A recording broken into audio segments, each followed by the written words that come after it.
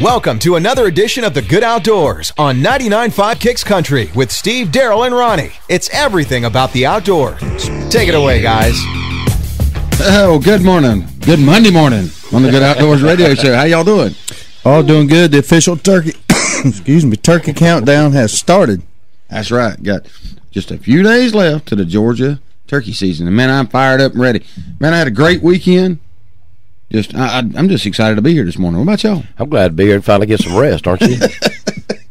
Hey, man, we had a good time, though. We had one heck of a cookout Saturday night and ate some good fish. Thanks for everybody donating that and helping out with that. That was an incredible event, man. Had a good time with that. It was a good time. We're going to put some stuff on Facebook this week about it and sharing the joy of what we did and what we were a part of. Because I'm telling you, it just touched my heart what we done Saturday night, and I'm just glad to meet a bunch of guys out there from Moody Air Force Base. We'll cover that a little bit later on in the show too. Guys and gals. Guys and gals. You're right. Guys and gals. That's exactly right. Man, other than that, yesterday was just a laid back kind of day. It was a beautiful day Saturday. I mean, it was just gorgeous. Sunshine. A little windy, but it was beautiful. But yesterday was just kind of polar opposite of that. Sun didn't shine much at all. No, it shined pretty good in the morning time, but it went away. Man. Went away about lunch. About lunch, it was a depressing day as far as the sky, but we made the best of it. So I made the best of it too. I got on the couch. No, I didn't couch it. I did not couch it. You got too many little ones running around the couch. Well, mine are gone. We were in and out. We didn't go anywhere. Just grilled some food last night. Had it ready for the wife when she got home, and watched the Bible last night on TV. Of 3 of those installments are down, 2 to go. So Jesus was on the scene last night. So things is getting picking up, aren't they? Getting serious up in there now, boy. Daniel got thrown in the lion den, and of course, if you're a Christian, you know what happened there. Yep, absolutely nothing. Oh man, yeah. I had to work Saturday morning, so I had to get up early that morning to be at work.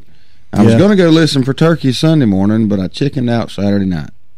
And I said, no, you know what? I got to sleep in one morning. I'm glad you made that choice, too. Were you? Yeah. It's kind of helpful for all 3 of us involved, wasn't it? Yeah. Me, you, and Matt. I'm sure nobody was upset about it. No.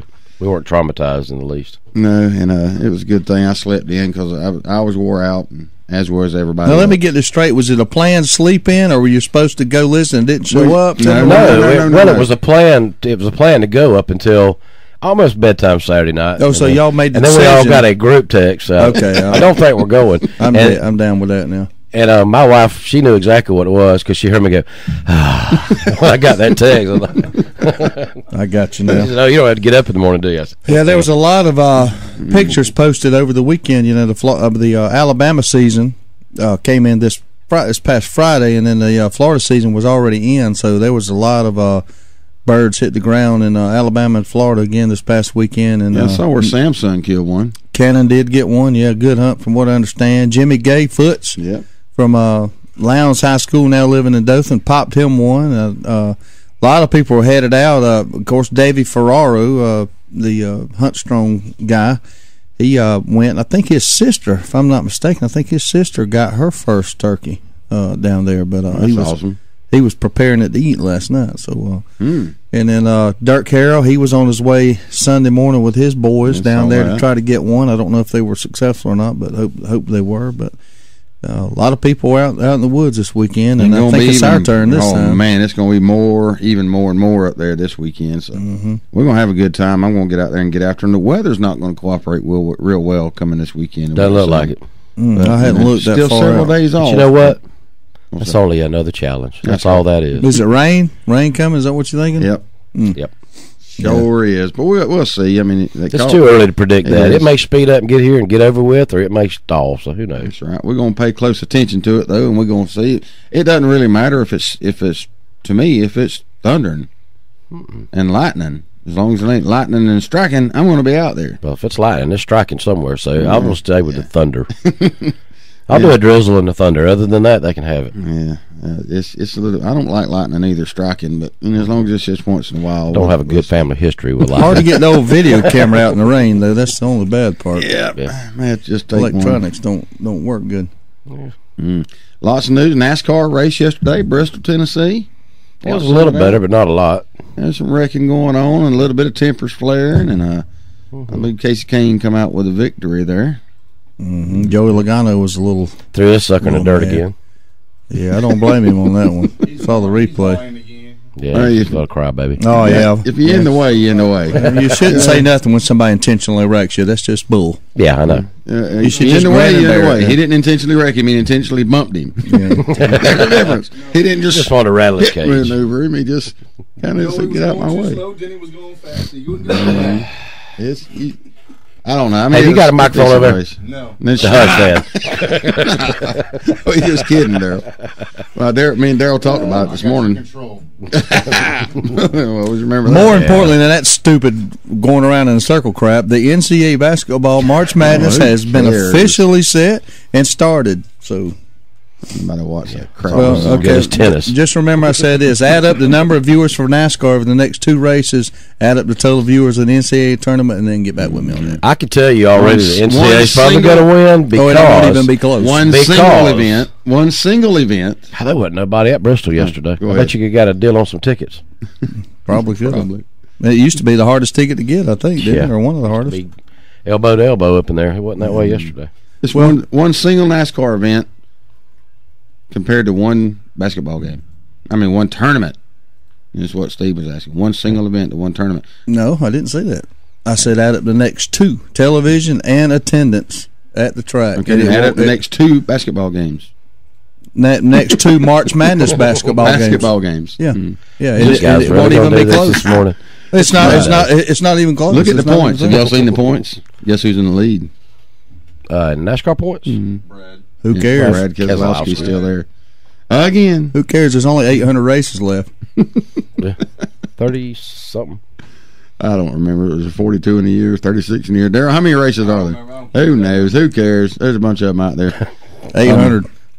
Matt Kenseth. He said, y'all told me to hush. I don't care anymore. Matt Kenseth was in the back of a heck of a wreck yesterday. Did you see that? Yeah. Jeff Gordon blew a tire and went in the wall, and Matt Kenseth just went all up under the back bumper. Yeah, that stinks, too, because both of them cars had a chance to win. Really good cars right there. Matt Kenseth, he's kind of impressive this year. Yeah. He is. He's coming out with his new team strong. But it was a good race. It was a race. It's just not as interesting as it used to be. Matt's one of those drivers that I don't have a problem with, and I don't have a negative opinion of him, and I don't have a particularly overwhelmingly positive vibe for him, but I like his owner, Joe Gibbs. Yep. I do like him. You know, Matt's just usually That's always the modern day Mark Martin. Yeah, he's always there. He's consistent. He's consistent. He's always there, and he's never. I mean, there's very few bad things ever goes on with him. So yeah, he doesn't race dirty. First thing Jeff Gordon said, and I got to give him credit for that, was, "Did I take out him? You know, sorry, didn't mean to." Yeah, because there's some history there. He's afraid Kenseth's going to go. You can blame that on his crew chief. Them right side tires have been on for 120 or 30 laps. I mean, they didn't change them. You know, I guarantee you they're scratching their heads wondering why they did that this morning. Yeah, a lot of them did it though, and several of them paid for it too. Yep, they sure did. Mm-hmm. Sure did. And I know we had the big 4-H shoot this weekend. Yes. How many people you think came to that? What Mitch told me 70 to 90 participants, and I'm telling you one thing: T3 Outdoors dominated the event. Did they? They did. They dominated the event. Mitch is going to try to come in this morning and talk a little bit about it, so I'm not going to steal his thunder and, more importantly, not screw it up. But Mitch, he's got his very best friend shot in the same class as he did, and they tied for first in their event, but it went to the X's in the targets. The person who hit the most X's, which is the very center of the target, Mitch got edged out 5-4. That's the tiebreaker. That was pretty close. You talking about a barn burner, son? That went down to the. They should have had a 50-yard dash. Yeah, I don't know. Mitch would have won the 50-yard dash. I ain't seen his buddy, but I don't know. I got my buddy with his buddy. They ain't never seen him or met him or nothing. Yeah, it can't be much worse. No, if that's a 50-yard dash, that's going to be the most dullest event you've ever watched. Unless you grease them down and put them in some mud or that'd be like 50-yard dash between me and you, or worse. Oh yeah, it'd be bad. I can't. If you get something chasing me, I can flee pretty good. I can't run with the darn. We have a call coming in, and I believe I know who this is. Good morning, Animal Girl. How are you? How did you know? I got this overwhelming feeling that comes over me when you call in, and then my radar goes off, and I think, Lord, this is Animal Girl. It just, I don't know. Hair on the back of my neck stands up. Yeah, radar went off. Awesome. How you doing this morning? Not sleepy. Did you go fishing Friday? Did you get to go fishing? No, they went without me. Oh, wow. They always do that to That's me. bull. I know that's bull. Like, that's bull. Well, what did you do this weekend? Anything? Man, we have some dang trouble in our family, man. That's not The good. aerosol can blew up in my guy's brother's face. An aerosol can. Yeah, full Wow. of, like, paint. Now, was that your sister on your mama's daddy's side, or who was that? No, he my guy brother, but, like, they my cousins. Oh, I got you. But, because his mama gave me my full name. What's your full name? Can't tell you that. Okay. Well, if you can't tell us that, we're going to hang up on you, so you make the call. Huh? I said, if you can't tell us that, we're going to hang up on you, so you make the call. Or we'll just make up one. I can tell you, but, like... You'd have to kill us? You made it not better. I'm Well, teasing give you. us an animal sound this morning, because we got to take a break here in just a second. Pick one.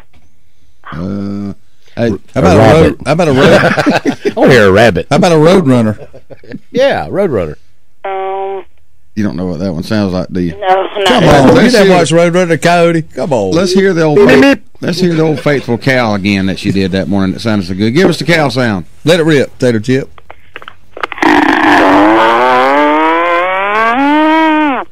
Yeah, that's impressive right there. Yeah, I still don't think. I don't think she's doing that. I think she's got a cow in the can. She got old Bessie in the kitchen with her. She got a cow in the can. We got to take a break right quick, so we'll talk to you soon, okay? I'll call back in as soon as y'all get back on air. All right, thank you very much. All right. All right, bye-bye. Hey, we got to take a break right quick this morning. We're back with more on the Good Outdoors. Here we go again. Every time there's a food plot to be planted, Daryl's nowhere to be found. You see him, Ronnie? He's probably in the truck eating a dang sandwich. I'm sitting right here by this tree and they don't even see me. Man, that Realtree AP was designed to blend hunters with their surroundings, not hide them when it's time to work. I'm so hidden the scooters can't even find me. Okay, Daryl, come on. We got to get this stuff planted. What's that? Hey, stop it. Realtree. It's so real, a coyote might pee on it. Serves you right, you slacker. The grill might be in storage, but that's what campfires are for. And the backyard party is on hiatus, but that's because everyone is tailgating. Only the seasons change, tastes don't, and when you've got Bud Light Lime, you don't need summer to have a good time. It's the superior drinkability of Bud Light with a splash of 100% natural lime flavor. Look for a Bud Light Lime and find your summer state of mind anytime. It's in the Lime. Anheuser-Busch Bud Light Lime flavored beer, St. Louis, Missouri. What in the world is that noise? Sounds like the transmission's about to come out of my truck. Transmission? Sounds like Alien vs. Predator under there. Let's get it to Ronnie at Eagle Auto Repair. Ronnie, I got a problem. Problem? It sounded like Superman fighting the Incredible Hulk. No, it was worse than that. Come on, man. This is for real. I ain't got the money to be fixing no big problem. Chill out, dude. You're at Eagle Auto Repair. You know we'll fix it right and as inexpensive as we can. We only use quality parts, and my guys are some of the best trained technicians in town. Yeah, but can they stop a fight between Godzilla and King Kong? Because I'm betting that's what they're going to find under there. Eagle Auto Repair. 321 Lakes Boulevard, Lake Park, Georgia. Jones Welding and Industrial Supply has been serving South Georgia and North Florida for over 3 decades. With 9 locations in the South, Jones Welding and Industrial Supply is a full-line distributor for all welding and industrial supplies. The Jones mission is to provide quality products at a competitive price in order to supply the best service available. Jones Welding and Industrial Supply has built a reputation for good, honest, old-fashioned service. For a location near you, visit www.joneswelding.com. Jones Welding and Industrial Supply is a proud supporter of the good outdoors. It's that time of year. People everywhere will be scrambling to find somebody to take care of filing their taxes. Fast Tax and Bookkeeping at 1407 West Hill Avenue, Suite Q has a quick turnaround time and the knowledge to prepare your taxes properly, making sure you are getting what's due. With $25 1040 EZ filings, electronic refunds in a flash, military and college student discounts, and fast and friendly service, drop by and see Lisa Griffiths and the gang at 1407 West Hill Avenue, Suite Q, or give them a call at 229-253-0181 to schedule an appointment.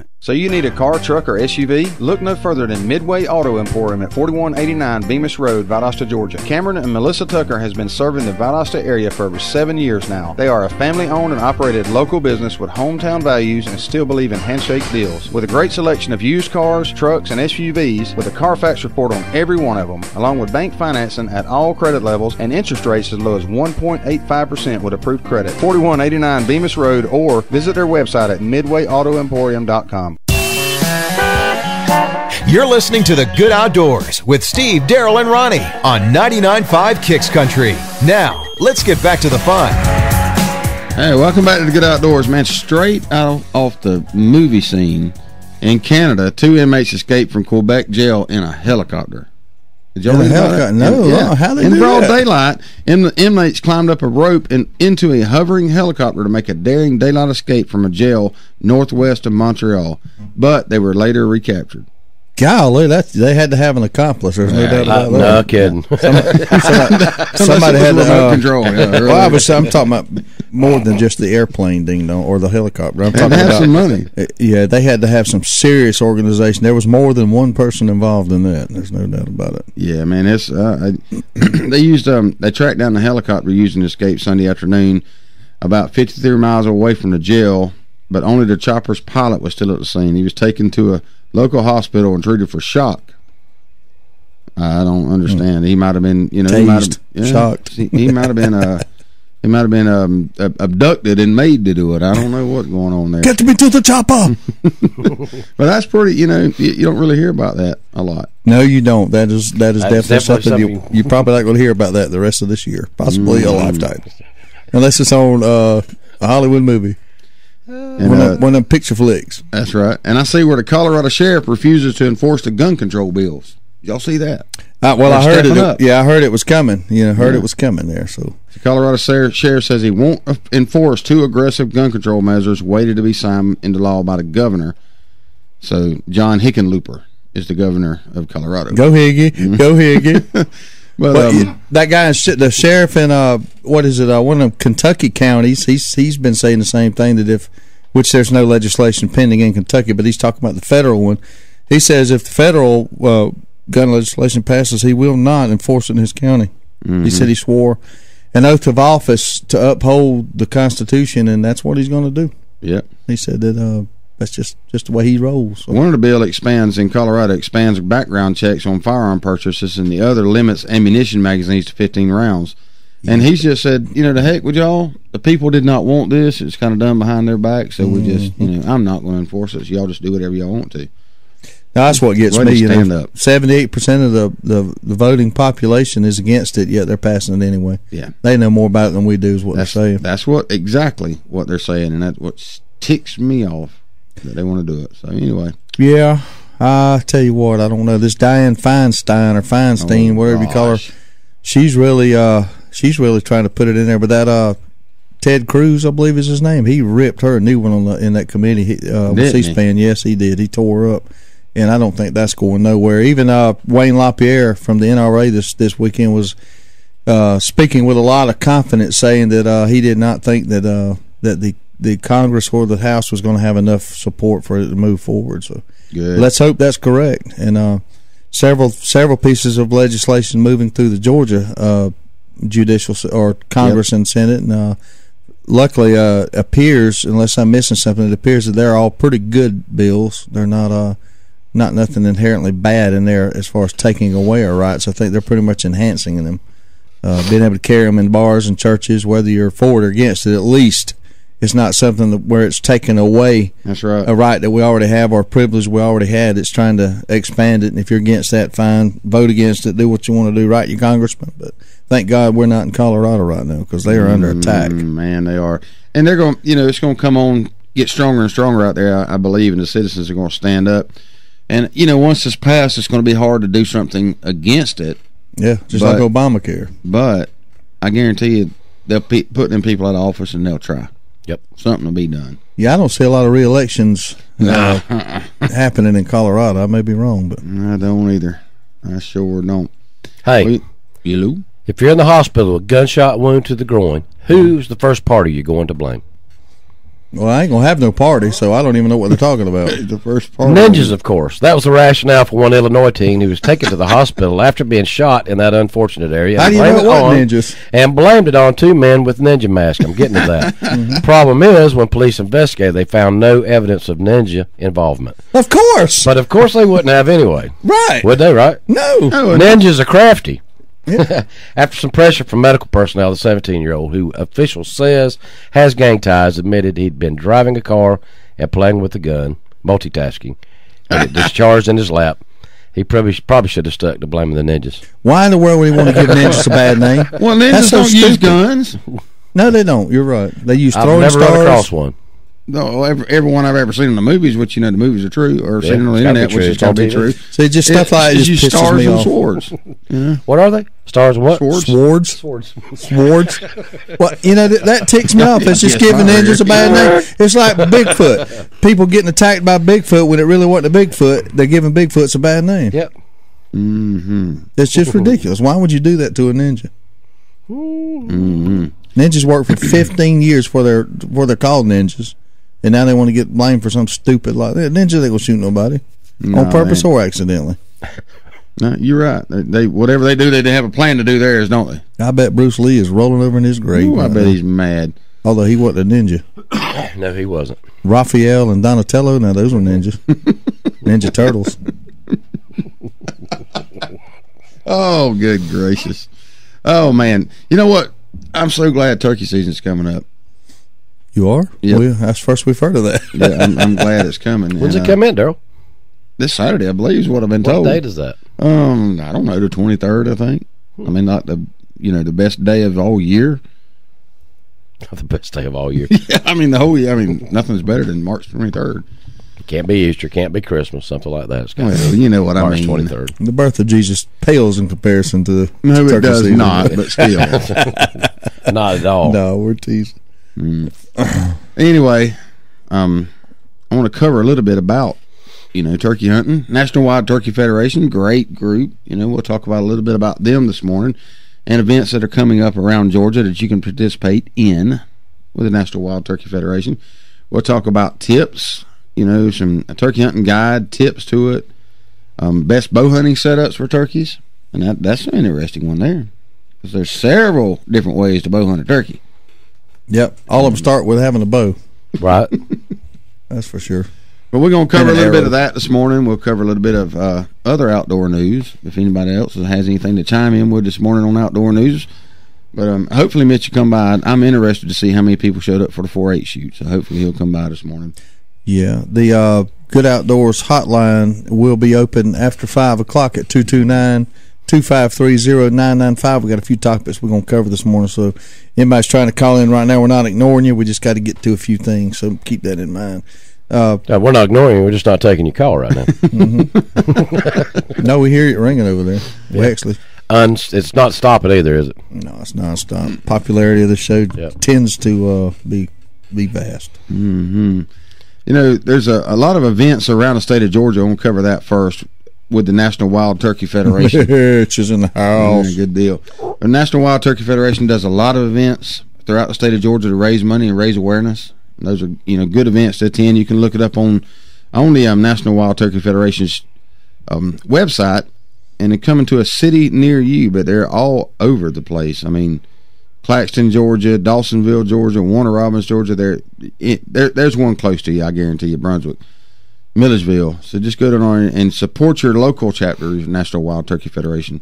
I think T3 Outdoors is having a big event this Thursday with turkeys, and we'll cover that with Mitch this morning. Since Mitch did come in. Good morning, Mitch. Good morning, guys. Oh, Good he looks morning. sounds a little tired over there. Mitch is early this morning. He sounds a little tired. He's preparing himself mentally for getting up early Saturday. Mm-hmm. He's ready. I guarantee you I'm ready. If he's here, he's not only preparing mentally, he's preparing physically also. Yes, he is. Man. Anyway, we're kind of waiting just a couple of minutes before we get started. I'm looking here what's coming close to Valdosta, and I know there's some of them. I think the big one in Valdosta is in maybe September, somewhere later in the year, I believe, the big event in Valdosta, Georgia. Oh, well, here's one right here. Oh, August 8th. It's at Mathis City Auditorium. And Tim Keller is the contact for that, but that's the Lowndes Long Spears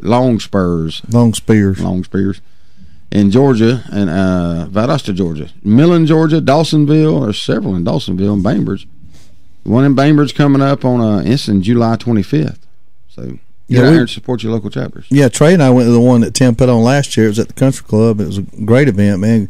Good food, chance to win good prizes. There's usually a silent auction and some raffle tickets and all. That's a good thing, man. They give away some good guns. Good event there. So if he's moving it to Mathis City Auditorium, he's going to have it rocking. I know Tim Keller doesn't do anything halfway, so he does a good job with that. The chapter had went down a little bit in past years, and Tim took it over and he's building it back up. So make sure you support her, or excuse me, Tim. I was looking at the caller ID there. So anyway, lots going on in the woods this weekend. People going out listening for turkeys. They sitting over their turkey areas right there, waiting on it to get daylight. I know Trey's been Trey hunts nomadic turkeys. They move in and out of his property every year, and it's just a matter of time before they show up. And every year he gets nervous, thinking they're not coming back. They're not coming back, and he listens every day. And pretty soon they'll start seeing a track or two, and then all of a sudden they'll show up, and there'll be a few there for him to hunt. So, have they shown up yet? No, they haven't. It's the same thing every year. I keep trying to tell him that it's usually it's usually about the third week of the season before they really start coming in. But it's weird. I don't know what makes them come and go like that. It's got to be something going on in the environment around him that makes them stay gone, and then some sort of food source or whatever comes in. And this could be just as simple as he has the nesting area. I don't know. I do not know.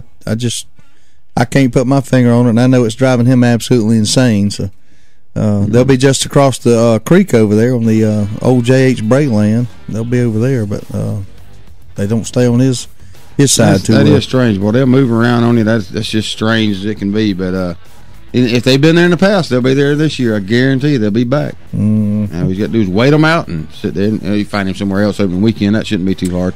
But, in that area, they've just decreased in population. We're going to take a break real quick. We'll be back in 3 minutes. You listen to The Good Outdoors on 99.5. There's only one place in Valdosta if you want the freshest seafood in town. It's Bubba Jack's Crab Shack at 1700 West Hill Avenue. They got wild Georgia shrimp cooked about any way you could want it. Fried, peel and eat, grilled, or buffalo style. They got a Wednesday night oyster special at $7.99 a dozen, and that ain't no mistake. $7.99 a dozen, Wednesday night only. Bring the kids with you, and if they don't eat seafood, get them some chicken tender baskets or hamburger or hot dog. And do not forget to try the fresh cut, hand-dipped onion rings at Bubba Jack's Crab Shack, 1700 West Hill Avenue, Valdosta.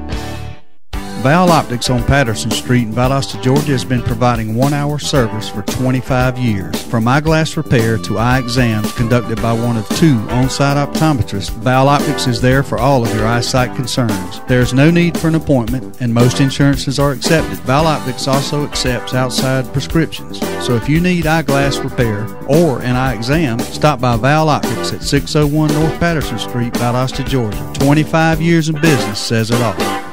Service. It's a very simple word, but you'd think it's French. At Deep South Sanitation, our service will never be questioned. We are there when we say we'll be there. If there's a couple extra bags by the can, we pick it up. Deep South Sanitation don't care if the lid won't close. All the more reason to dump it. If you're elderly or disabled, the Deep South Sanitation team will get your can, dump it, and put it back. If trash blew out, we don't leave it, we pick it up. Keep the money you pay for sanitation services local by supporting Deep South Sanitation, a locally owned business. Call Carrie Scarborough today at Deep South Sanitation, 229-559-0200. Moss Trim Shop is Valdosta's oldest automotive upholstery shop. From automotive to marine upholstery to convertible and vinyl top, Moss Trim Shop can cover all your sewing needs. Locally owned and operated by Bobby Brantley, Moss Trim Shop become Valdosta's oldest and best in the upholstery business by being a dependable, service-oriented, and on time with your project. So if you have an automotive or marine upholstery need, stop by Moss Trim Shop at 733 East Hill Avenue or give them a call at 229-242-8544.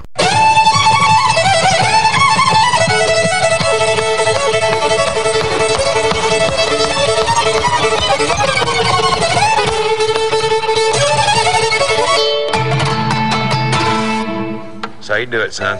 Hey, Ronnie, you know how much people love Austin's Cattle Company? How much do they love Austin's? More than Charlie Daniels loves shredding a fiddle. That's right, everybody loves Austin's freshly hand-cut steaks. These award-winning steaks are cooked to perfection and served sizzling hot. Austin's Cattle Company was voted Best Steak, Best Hamburger, and Best Sports Bar in Valdosta by you. So when you get a hankering for a hot heaping helping of our delicious baby back ribs, shrimp, chicken, prime rib, seafood, or world-famous steaks, head on down to Exit 16 off I-75. Austin's. It's an addiction you never have to quit. Austin, an addiction that you never have to quit. It's the Good Outdoors on 99.5 Kicks Country. Now, let's get back to the fun, talking about everything to do with the outdoors with Steve, Daryl, and Ronnie. Welcome back to the Good Outdoors radio show here in beautiful Valdosta, Georgia. Mitch, welcome to the house this morning. Morning, guys. How y'all doing? Great. Mitch Folsom from T3 Outdoors, man. Y'all had a good event this past weekend, 4-H shoot over there that you participated in some, I think? Yeah, I did. I donated some money. How'd it go? I mean, y'all have a good turnout. Yeah, the 4-H team had a real good turnout. It'd be a real good fundraiser for them. Mm-hmm. They had a ton of people there. It was drastically up from last year. Wow. Jim did a really good job at it. Good deal. And you shot in it. What did you did you shoot in the hunter's class or what? Yeah, I shot in the bow hunter class. How'd you do? I did fairly well. I won second. I got edged out on some X counts, but that's how that goes. My best friend, he actually beat me out by X's, and you know, shot really good. Everybody shot really good, but just the way it goes sometimes. So, let me interrupt y'all just a second here. Animal Girl, we see you trying to call in. We've got some stuff we're trying to cover right now. We'll be taking phone calls after a while, so if you would, just give us a few minutes here, okay? And that's a good job, Ronnie. Way to go.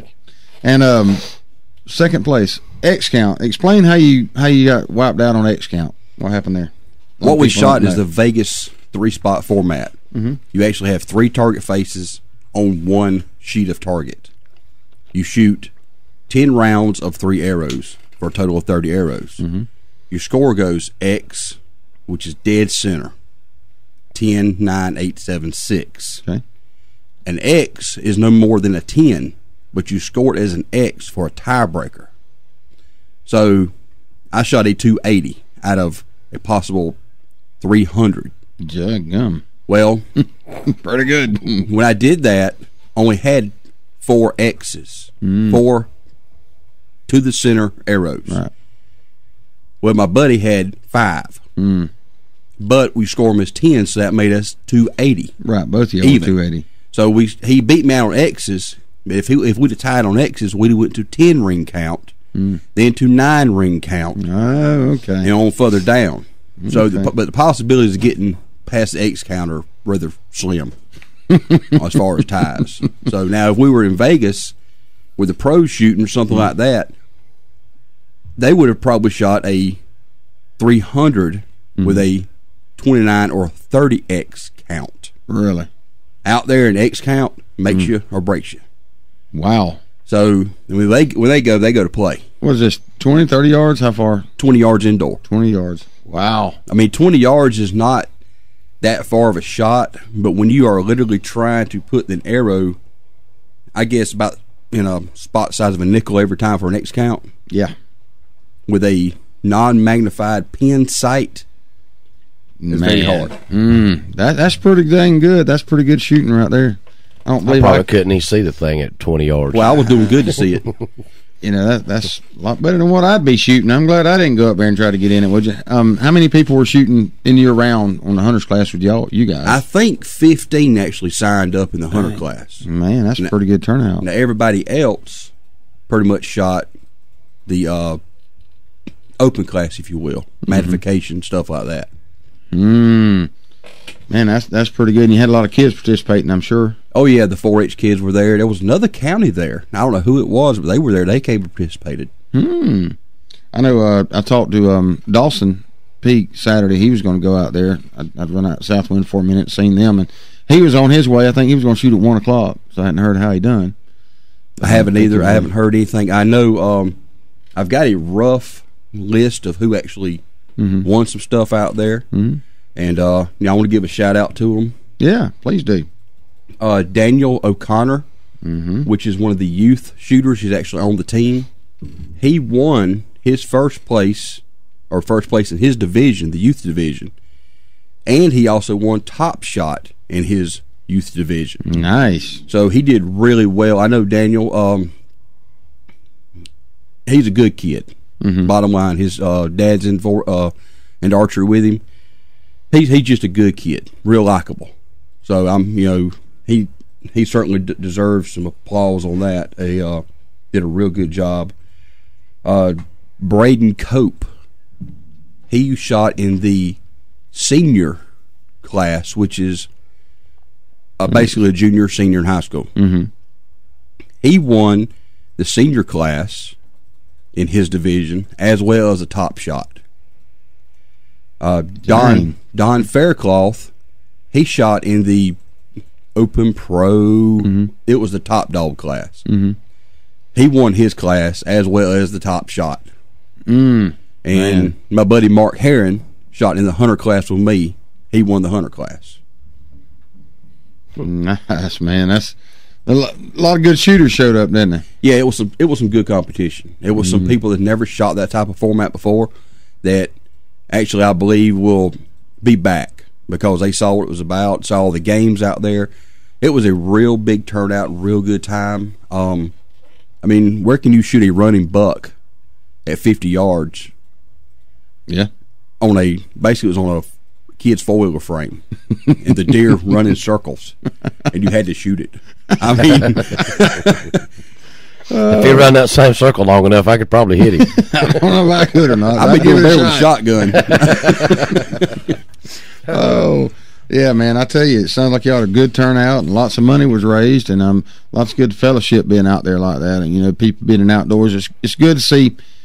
A lot of people love bow hunting, and it's getting more and more popular every day, or every year. It is. Well, the population is growing so quickly, and basically the places we had to hunt years ago that we could shoot 300-400 yards with a rifle are now gone. They are. So you are down to either not hunting or hunting with a close range weapon in a lot of places, and that's happening in Lowndes County. It is. It's not just Chicago area anymore or Indiana. It's in South Georgia. It sure is. And people, growing up like we did, Mitch, me and you, Steve, Ronnie, all of us here, Daryl, we've seen so much land go away, so many houses be built. That doesn't mean the deer population has gone down. No, it doesn't. They're still there. Actually, some places it's increased. It has. So, you bring up a good point about bow hunting. You get in these urban areas and you bow hunt. Look at people around Atlanta, look at what they do. And they kill some monsters in subdivisions. Monsters up there, man, hunting in people's backyards. I'm kind of jealous of those guys in a little bit of a way. They walk out the back door and go hunt. I drive 30 minutes to go hunt. And literally, they do walk out their back door. I know some of them up there you can read in magazines and all and look on the internet. But they literally walk out their back door, go into the edge of their backyard and climb up their deer stand. They do. And sit there and hunt. And have to bow hunt, because there's too many houses. You're looking at other houses around. It's a different world. I've actually done some, suburban bow hunting last year, which I like. But it's a different thing. So that's why it's getting so much more popular. It has to be. You brought up a good point. It has to get more popular. You could probably do that at Kinderloo.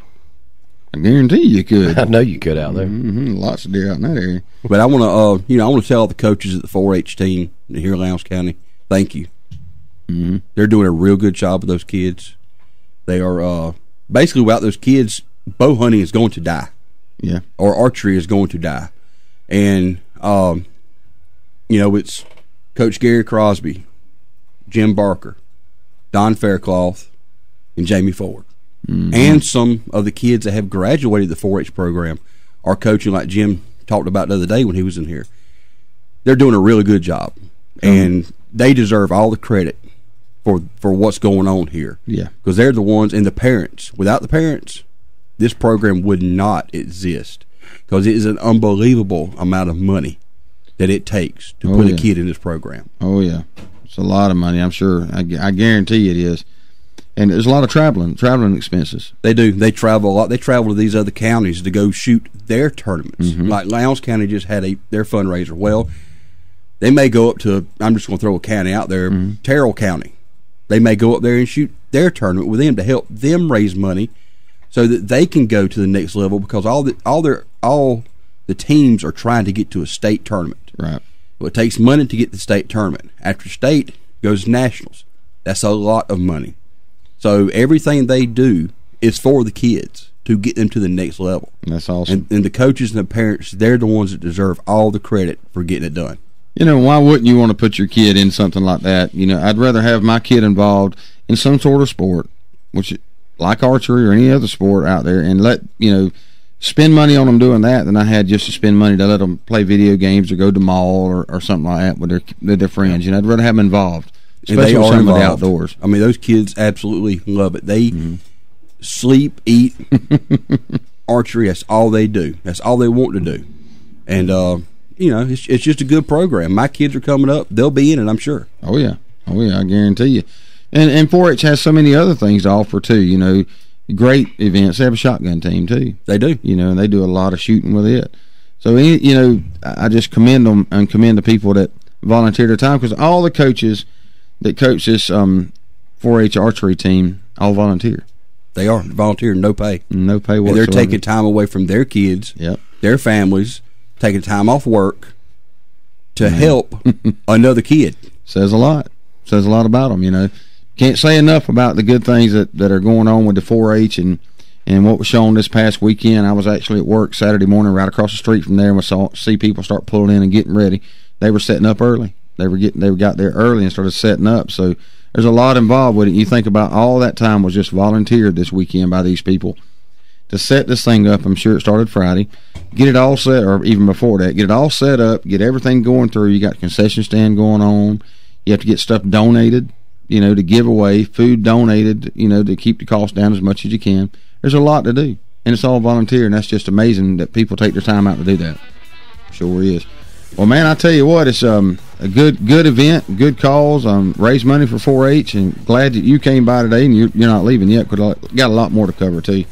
But y'all stay tuned here on the Good Outdoors. We'll be back in a few minutes, and we're going to talk a little bit more about the 4-H shooting and anything else you want to talk about. Thanks for listening, everybody.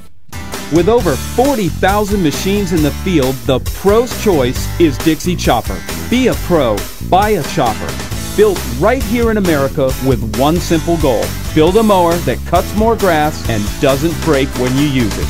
Be a pro, buy a chopper. With Chopper's price, performance, and reliability guarantee, make the smart choice. Be a pro, buy a chopper. The grill might be in storage, but that's what campfires are for. And the backyard party is on hiatus, but that's because everyone is tailgating. Only the seasons change, tastes don't, and when you've got Bud Light Lime, you don't need summer to have a good time. It's the superior drinkability of Bud Light with a splash of 100% natural lime flavor. Look for a Bud Light Lime and find your summer state of mind anytime. It's in the lime. Anheuser-Busch Bud Light Lime flavored beer, St. Louis, Missouri. We're running out of time. We're drawing the line. This is our battle cry.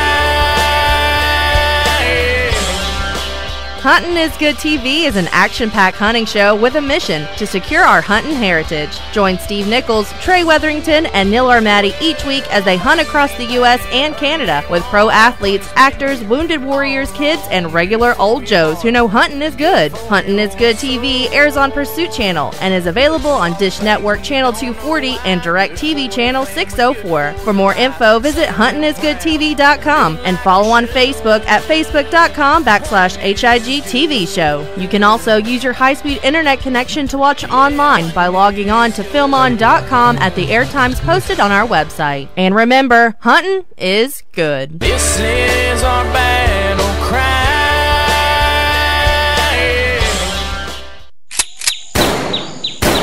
So Dawson, is Dad still ill about you calling him out on his shooting ability? I don't think so, but I have seen him on the range a lot more lately. Dad always says practice makes perfect. That's what he says, but I don't think it works for adults. Why do you say that? Well, from the look of the scorecard, it's making it worse. Dawson, bring me some more shotgun shells. Okay, Dad.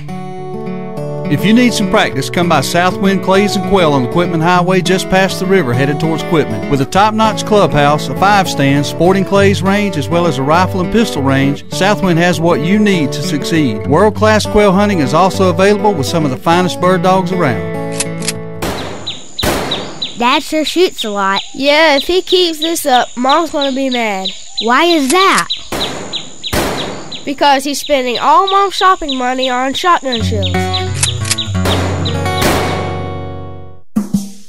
It's the Good Outdoors on 99.5 Kicks Country. Now, let's get back to the fun, talking about everything to do with the outdoors with Steve, Daryl, and Ronnie. Yeah, welcome back to the Good Outdoors. What y'all talking about over here? We're on here. We was talking about if you could reload rimfires. I don't know if you can or not. I don't know that you can. I wish I could. I have no idea. I really don't know if you can or not, but I'll tell you what, somebody out there can probably tell us if you can reload 22 bullets. I've never tried, never even thought about it. You know, somebody has to load them. Somebody has to load them. Somebody has to load them, but I think it'd have to be a new casing that you did it in if it's a rimfire. No, you can't. I don't know. It's official. Do it. Little Stevie says you cannot, period. I second that. I don't believe you could either. I don't think you could. You cannot. You cannot do it. No, you cannot. It's a fact. If I was a ninja, I could. If you was a ninja, you could do anything. That's right. You could shoot somebody in the crotch and get by with it, not even leave any evidence. Oh man. Hey, y'all have an event here at T3 coming up this Thursday, Mitch, don't you? We do. Simone, you want to tell us a little bit about that? We're going to kick off turkey season. Mm-hmm. And it's going to be a good event. It's going to be an awesome time out there.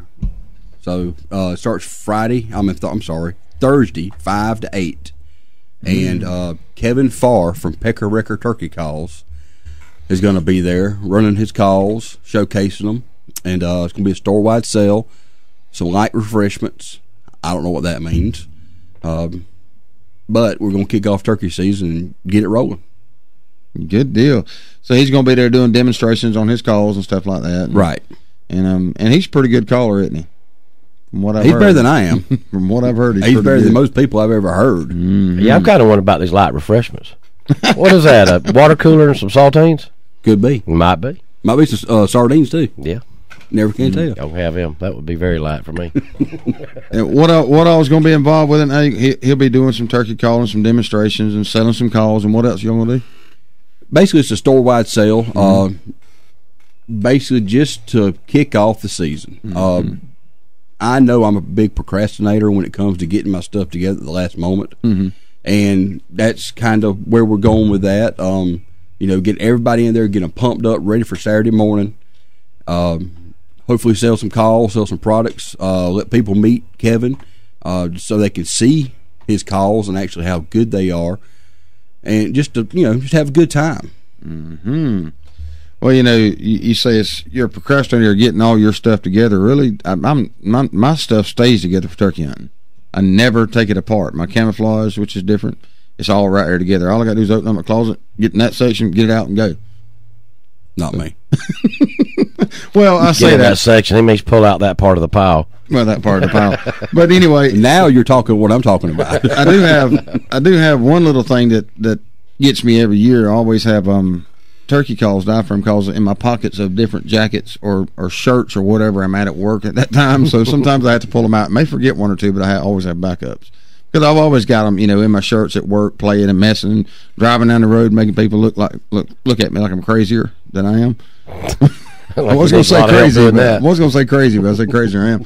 So that does get me every now and then, but I can always reach in the door of the truck or the console or somewhere and pull out a different one because I got them loaded up all over the place.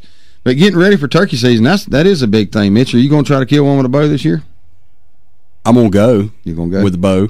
We'll see what happens. That going to be your first thing, or are you going with shotgun first? I'm going to go with shotgun first. I'm going to go for the real thing. Break the ice. Yeah. That's what I'm doing. Well, get one kill under him. Well, I don't even know why I'm going, really. I went Saturday morning before the shoot and did not hear anything. Really? I mean, absolutely nothing. It was crickets. Well, I'd like to have went Saturday morning. I didn't get to go because other things going on, but I didn't get to go Sunday morning either because other things going on. But you didn't hear the first bird? Not the first bird. Have you been hearing them before then? Oh yeah, I've always hunted them as one spot. They've always been there. But have you been any this year yet? Listening?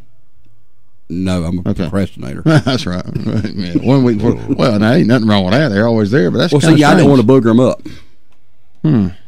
That is kind of strange. I don't know. I mean, I went the week before with a guy over to Clinton County to check his club out, and it was underwater. Yeah. I mean, it's wet. Still wet a lot. 4,700 acre club. One turkey track. Really? Yeah, that's pretty bad. I don't know. It makes me wish I'd have went yesterday morning now. If you'd have goed? I wish I'd have goed now. Wish I'd have goed with you. Now, I heard reports from Saturday morning that they were just hammering the woods. They should have been Saturday morning. But they weren't at my place, I promise you. Oh, well. Anybody else hear any turkeys out there besides Animal Girl, y'all give us a call, 229-253-0995, and let us know what you did. And, maybe we can, anyway, maybe we can get somebody to give us a report, because that's kind of puzzling to me. Makes me want to go out there one morning and listen. Might have to talk to Ronnie and see if Matt can come in late one day this week, right? No. God, come on now. Yeah, he can be there at 7:32. Oh, that's late, isn't it? Wow, thanks a lot, Ronnie. Well, Daryl, a while ago y'all were talking about Colorado passing all their legislation behind everybody's back. Mm-hmm. One of the largest manufacturers in that state is Magpul. Mm-hmm. They produce ungodly amounts of magazines for AR-style rifles, all kind of accessories. They are actually threatening to leave the state over this. I know. I saw that. And it would tickle me if they would. Well, what puzzles me is why isn't somebody from Georgia beating their door down saying, please come here? Please come. Please come. I don't know. I mean, maybe they are. I don't know. I mean, put it over somewhere like in Quitman County on the Alabama line where there's no economy whatsoever. Yeah. And say, here you go. Here's 400 jobs. I mean, that would just be a huge boost to that economy. Yeah. There's so many states out right now that could take advantage of this situation. You're exactly right, and I hate to see any state lose that many jobs. Colorado, well, if of you're course, stupid, you're stupid. That's right. But the people that are there, that are working there, don't deserve to have their jobs taken. No, they do not, and they can directly blame that on their government. They can. Well, they're welcome to move to Georgia also. Yeah, come on, come on into Georgia. Exactly. But you bring up a good point. Maybe somebody is out there recruiting them. Say, hey, if y'all going to move, come to Georgia. We're never going to do this. We won't do this. Have the legislatures, say, hey, we don't support this kind of stuff. Well, see, they're not the only state. Maryland is another state. Beretta pistols are made in Maryland. Well, they're threatening to do something with Beretta, and Beretta basically told them, hey, we don't bluff. We'll pull out. Connecticut. No one wants to leave in Connecticut. We read about that last week. So there's a lot of opportunity for a lot of these states out there, and I think they need to jump on it themselves. I agree. I think they need to bring all of them here to Georgia and make Georgia's economy strong as ever. Absolutely. Put another 400 people to work in Georgia would be a good thing. It would be awesome. Sure would. I don't know. That is a good point. I hate to see any of them pull out, but it does show people, look, people are going to stand up, Anyway, we're having a little phone system trouble this morning is what we're having, so we're kind of stuttering around a little bit, but we're going to get it going on and see what's happening here. But Mitch, you've had a good point about people standing up and their, companies standing up. There's a lot of them around the United States that's doing it, and we applaud them, but at the same time, we don't want them to, we don't want their people to be out of work, out of jobs. Yeah, we don't want them. We don't want it to punish them, but we're going to do something. They need to do something to get people's attention. Well, what they need to do, they need to go vote next time and vote them people out of office. That's right.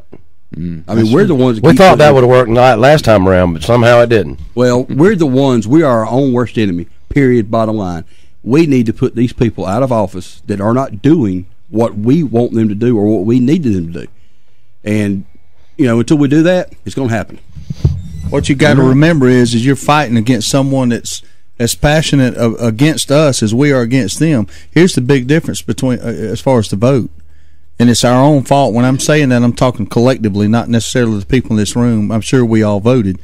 But as a group, as a conservative group, we suck at getting out there and voting. Yep. They outvote us. The majority of the country, polls indicate, believe the same way you and I do. But the problem is we sit here and talk about it as a group, and we don't get out there and vote, and that's the problem. The reason Obama won the re-election is because they got the vote out. They got the people that supported them to vote. If you take 100% of the Democrats out there, there was probably 90% of them voted, okay? But the problem is there was only 70% of registered Republicans that voted, and that's the problem. That's why we're losing the elections. That's why people like voters in Colorado are sitting there wondering, how in the world are these gun laws passing right now? How are they passing?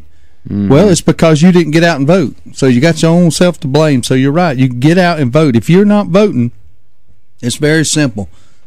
If you want to lose this country, sit on your can on voting day and don't vote. That's how it's going to happen, and that's what's happening right now. Yeah, you're right. You got to get out there and vote, and that's what I tell people all the time. If you don't vote, you don't really have the right to complain about anything that goes on. You do not, because you didn't participate. Get out there and voice your opinion. What about the woman that's on? I'm sorry, Ron. What about the woman that was on TV the other day? Said she voted 12 times or something like that. They just prosecuted one in Ohio. That was an accident there. That she shouldn't be prosecuted. That was an accident. Oh, it was? Yeah, she was an elderly lady that usually votes absentee, and she forgot that she voted absentee and went in there and voted again. And she even told them that, I think I voted, but I'm not sure, and they let her vote again. So she should not have been even prosecuted for that. The one I'm talking about in Ohio was the one that voted for her dead sister. Oh, no, that's that's the same one I'm talking about. She voted for this one, voted for that one. Exactly right. And if you have people admitting that on television, and all the panels that the illustrious federal government throws together to perform, to make a mound of paperwork to say, oh, okay, thanks, we'll look at it. They should actually look at stuff like that and possibly do something about it. But, show me one program the federal government's running and works right, then I'll talk about it. They're not going to do it as long as the one that's benefiting from it is in office. They're not going to do it. Yep. You're right. You're right. You're exactly right. You have to stand up, and that's what it's all about. Stand up and let your voice be heard. Let your voice be heard. That's right. Scream if you got to. Whatever it takes. Get up there and tell them you don't support this law. You don't want it. Mass. Congress.org. Congress.org. Exactly right. We're going to take a break. We're back in just a few minutes, guys. Attention Outdoor Nation. Adel Outfitters, located at exit 39 on I-75 in Adel, Georgia, has over 18,000 square feet of outdoor unbelievability just waiting on you. Specializing in a wide range of outdoor supplies for everyone, including hunting, fishing, shooting, kayaking, camping, Little League, clothing, knives, boots, you name it, Adel Outfitters has it. They also have that personal one-on-one attention that you just might not be getting from some of the big boxes, and Adel Outfitters has a whole lot less overhead, so you'll be surprised at the deals. So come see us now at Adel Outfitters, exit 39, Adel, Georgia. Woo-wee! Sweet Tea's Smokehouse on South Hutchinson Avenue, Adel, is the bomb. You ain't had good old South Georgia barbecue if you ain't been to Sweet Tea's Smokehouse. Ribs, chicken, pork, beef, good grief, this is some fine eating. And it ain't called Sweet Tea's for nothing. Ice cold sweet tea and good old barbecue plate with all the trimmings is what living in the South is all about. Head up Highway 41 north towards Adel. Swing into Sweet Tea's Smokehouse for lunch or dinner. Great southern barbecue like it's supposed to be. And don't forget some of that fine Brunswick stew. Woo-wee! Hi, I'm Barry Broom with Allstate Insurance Company. I'm a big fan of the great outdoors. There are many recreational activities that allow us to enjoy God's creation. There's boating, camping, hunting, hiking, fishing. Think about all the gear, equipment, and vehicles that we have that make those times outdoors so memorable. When it comes to protecting and insuring your firearms, your boat, RV, camper, four-wheeler, even your golf cart, think of me, Barry Broom, your Allstate agent. Call me at 229-244-9856 or visit me online at barrybroom.com. Go make a memory. Enjoy your great outdoors. The grill might be in storage, but that's what campfires are for. And the backyard party is on hiatus, but that's because everyone is tailgating. Only the seasons change, tastes don't, and when you've got Bud Light Lime, you don't need summer to have a good time. It's the superior drinkability of Bud Light with a splash of 100% natural lime flavor. Look for a Bud Light Lime and find your summer state of mind anytime. It's in the lime. Anheuser-Busch Bud Light Lime flavored beer, St. Louis, Missouri. Brigman and Brigman Cabinets in Hayhira, Georgia specializes in custom-built cabinets. You can come in and sit down with our staff and start from scratch to develop the perfect cabinet layout, or bring in your plans and start there. From design to installation, Brigman and Brigman can help you every step of the way. Estimates are always free, and your satisfaction is our goal. Whether it's a remodel, a spec house, or your custom-built dream home, give Brigman and Brigman Cabinets in Hayhira a call at 229-794-2108 to set up an appointment. Crystal River Seafood on St. Augustine Road in Valdosta is a fine seafood dining experience. Folks from miles around come in to enjoy the fine seafood and friendly atmosphere Crystal River has to offer. Their friendly staff makes your dining experience one to remember, as well as one to repeat. Fish like grouper, salmon, mahi, catfish are always great choices, along with shrimp, oysters, crab cakes, and crab legs. Hey, you not in the mood for seafood? Order a juicy ribeye steak. Crystal River Seafood is open for lunch and dinner. Crystal River Seafood, 958 St. Augustine Road, Valdosta, Georgia. It's the Good Outdoors on 99.5 Kicks Country. Now, let's get back to the fun, talking about everything to do with the outdoors with Steve, Daryl, and Ronnie. Hey, welcome back to the Good Outdoors here on a wonderful Monday morning, man. Tell you what, things are rolling here this morning. We've been talking about the 4-H, the shoot they had this weekend, which great participation in it, raised a lot of money for them. Don't know the final count yet, but I'm sure we'll get back with Jim and find out some more info on that later this week. We got covered a T3 Outdoors event they're going to have Thursday for turkey hunting, kickoff turkey hunting season.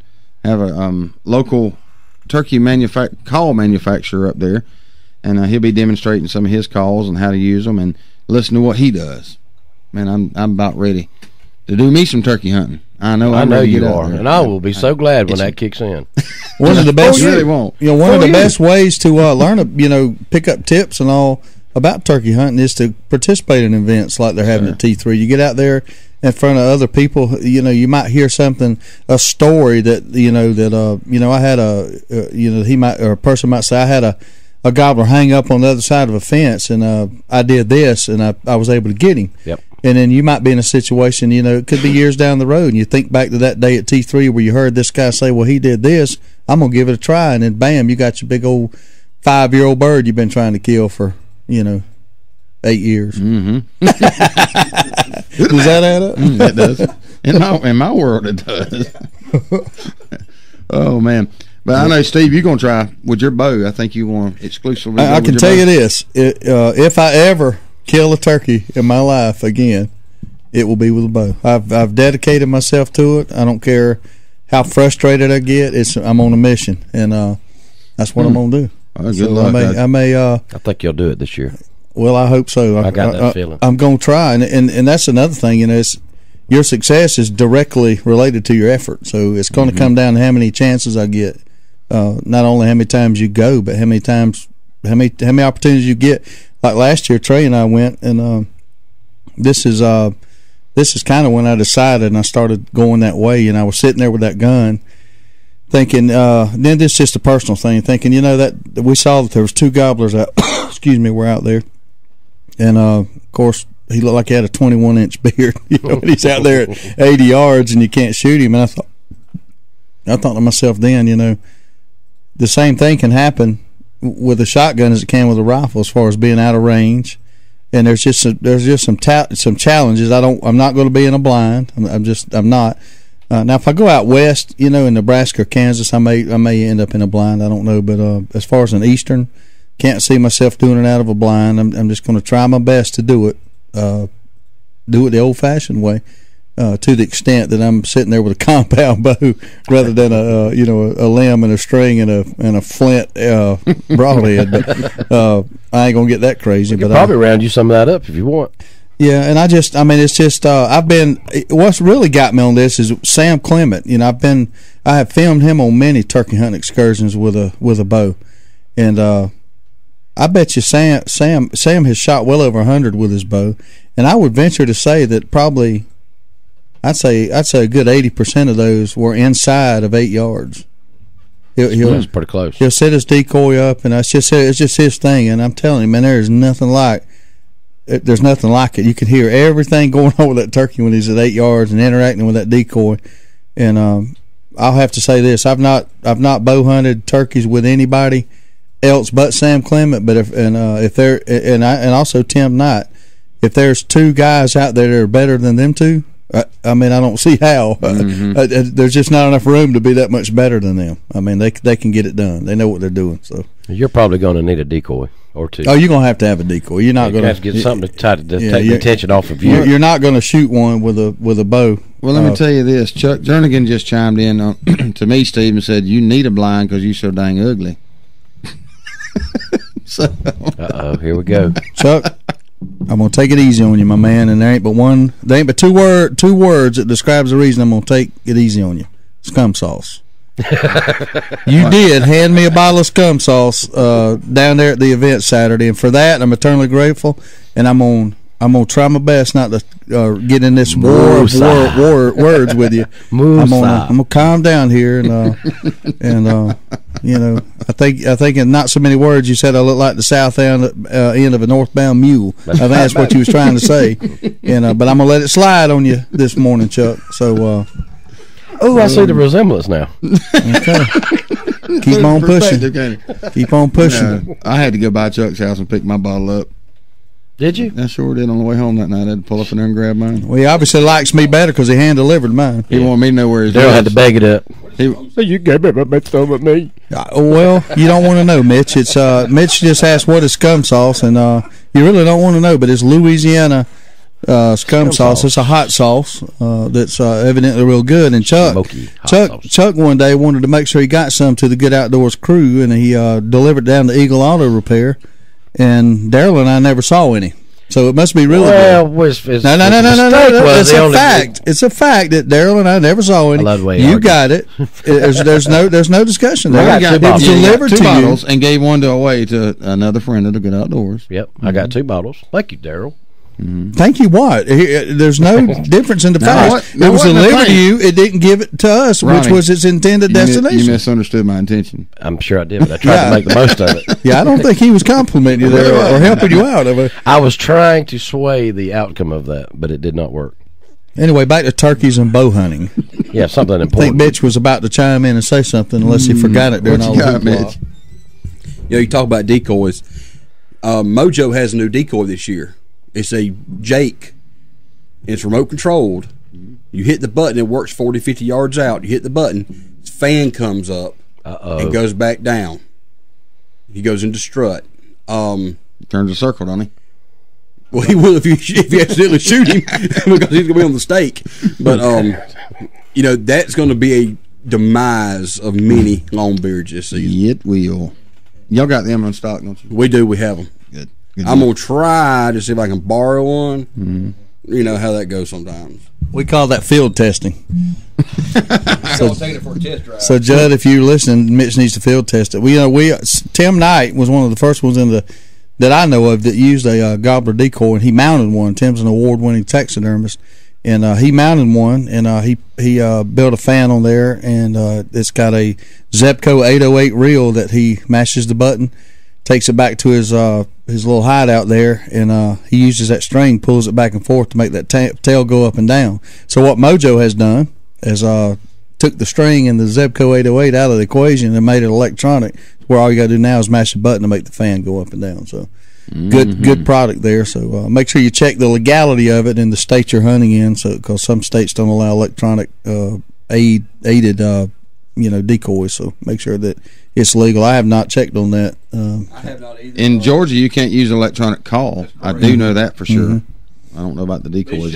I would think you. The duck and the dove. Yeah, you're right. Yep. So it may be legal. Probably is. The game warden uses electronic decoys to catch poachers. Yeah, we ought to be using that.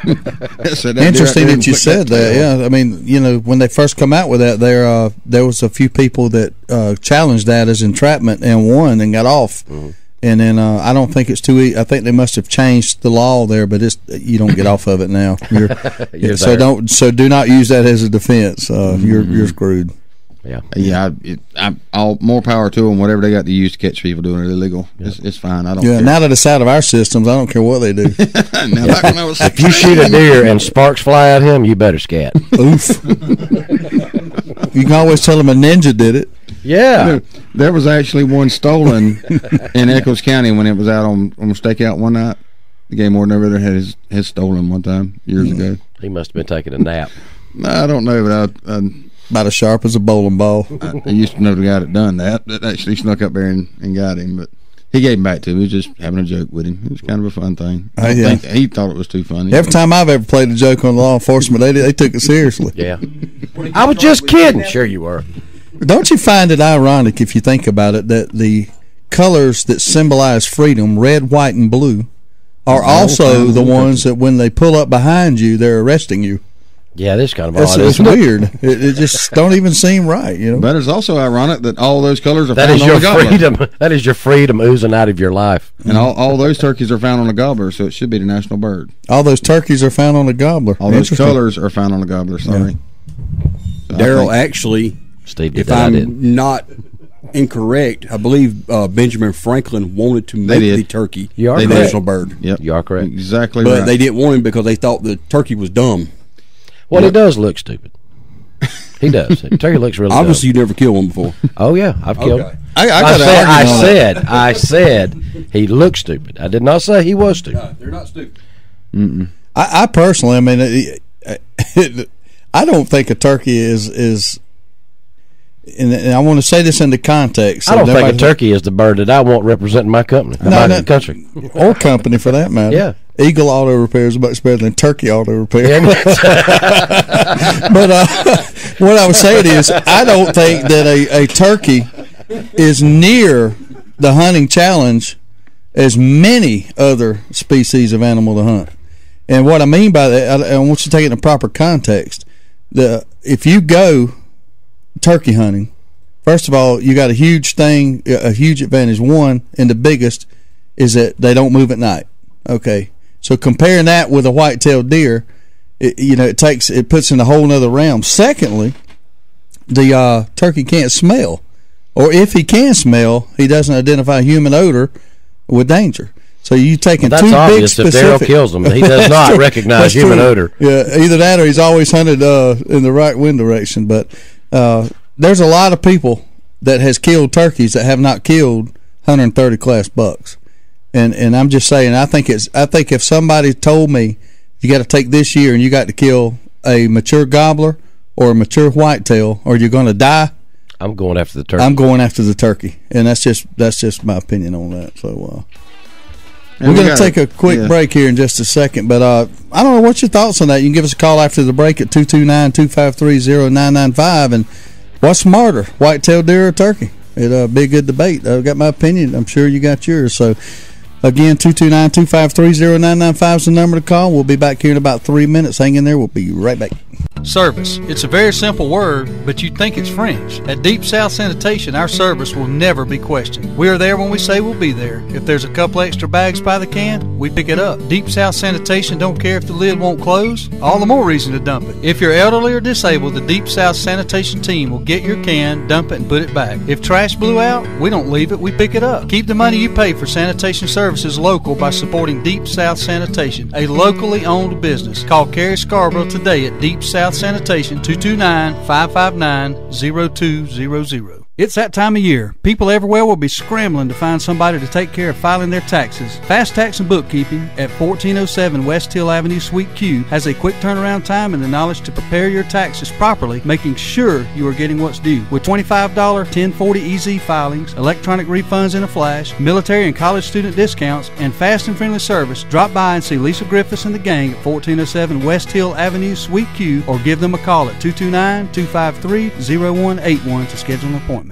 SWAT Graphics, located at 300 South Toombs Street, is the area's #1 graphic design service company. Specializing in graphic banners, stickers, signs, and design, SWAT Graphics can help from concept to completion. If you have a design idea for a company logo, SWAT Graphics can bring it to reality. Maybe you have a logo and just need it placed on a sign, sticker, or banner.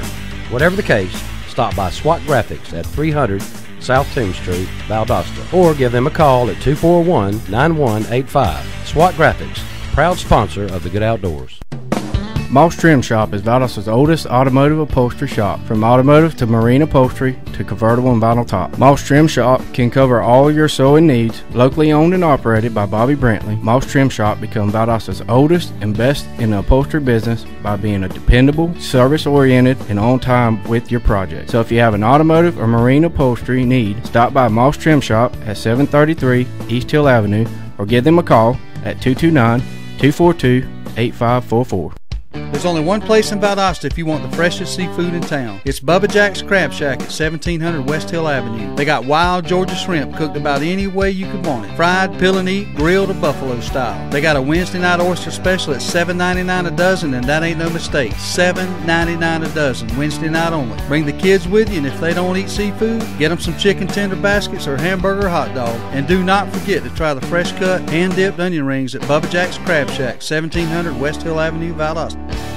Justamere Farm is a full boarding, training, and lesson facility conveniently located on Valdale Road in Hayhire. Justamere Farm offers a facility like no other in the area with many amenities to meet all your equine needs, whether it's riding, training, or boarding. If riding is your passion, Justamere has you covered with an indoor arena, a large lighted outdoor arena with an alleyway, a large jump course arena, a round pen for training, trails, and access to dirt roads. Private and shared lessons are available, so give Justamere Farms a call today at 229-460-2331.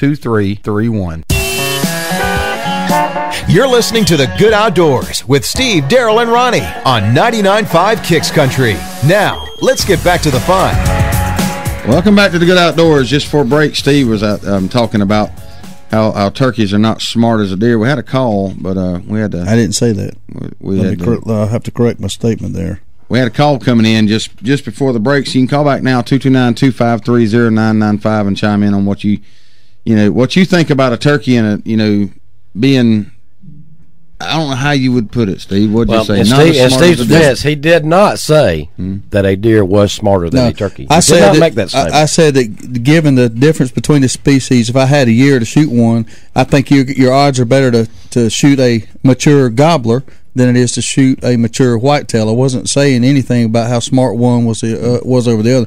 One has more senses than the other to use against you. Exactly. If you get a 4-year-old bird that's been hunted, a lot, he's going to be hard to kill. I'm just saying in general, not a specific deer or a specific turkey. Comparing the species, it's much easier to kill a mature turkey than it is to kill a mature deer. That's my opinion.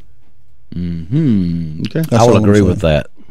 Yeah, I'm not going to disagree with that statement at all. I think it would be probably easier given a year's time, but given, you also got to throw in there the length of the season, too, that you have the turkey hunt, the length of the season you have the deer hunt, and the place that you have the turkey hunt, the place you have the deer hunt. We got a call coming in. Let's take this call. Good morning, caller. You're on The Good Outdoors. Good morning, ladies. How you doing this morning? Well, this call's off to a rocky start. Must be talking to Daryl and Steve. What's happening with you, man?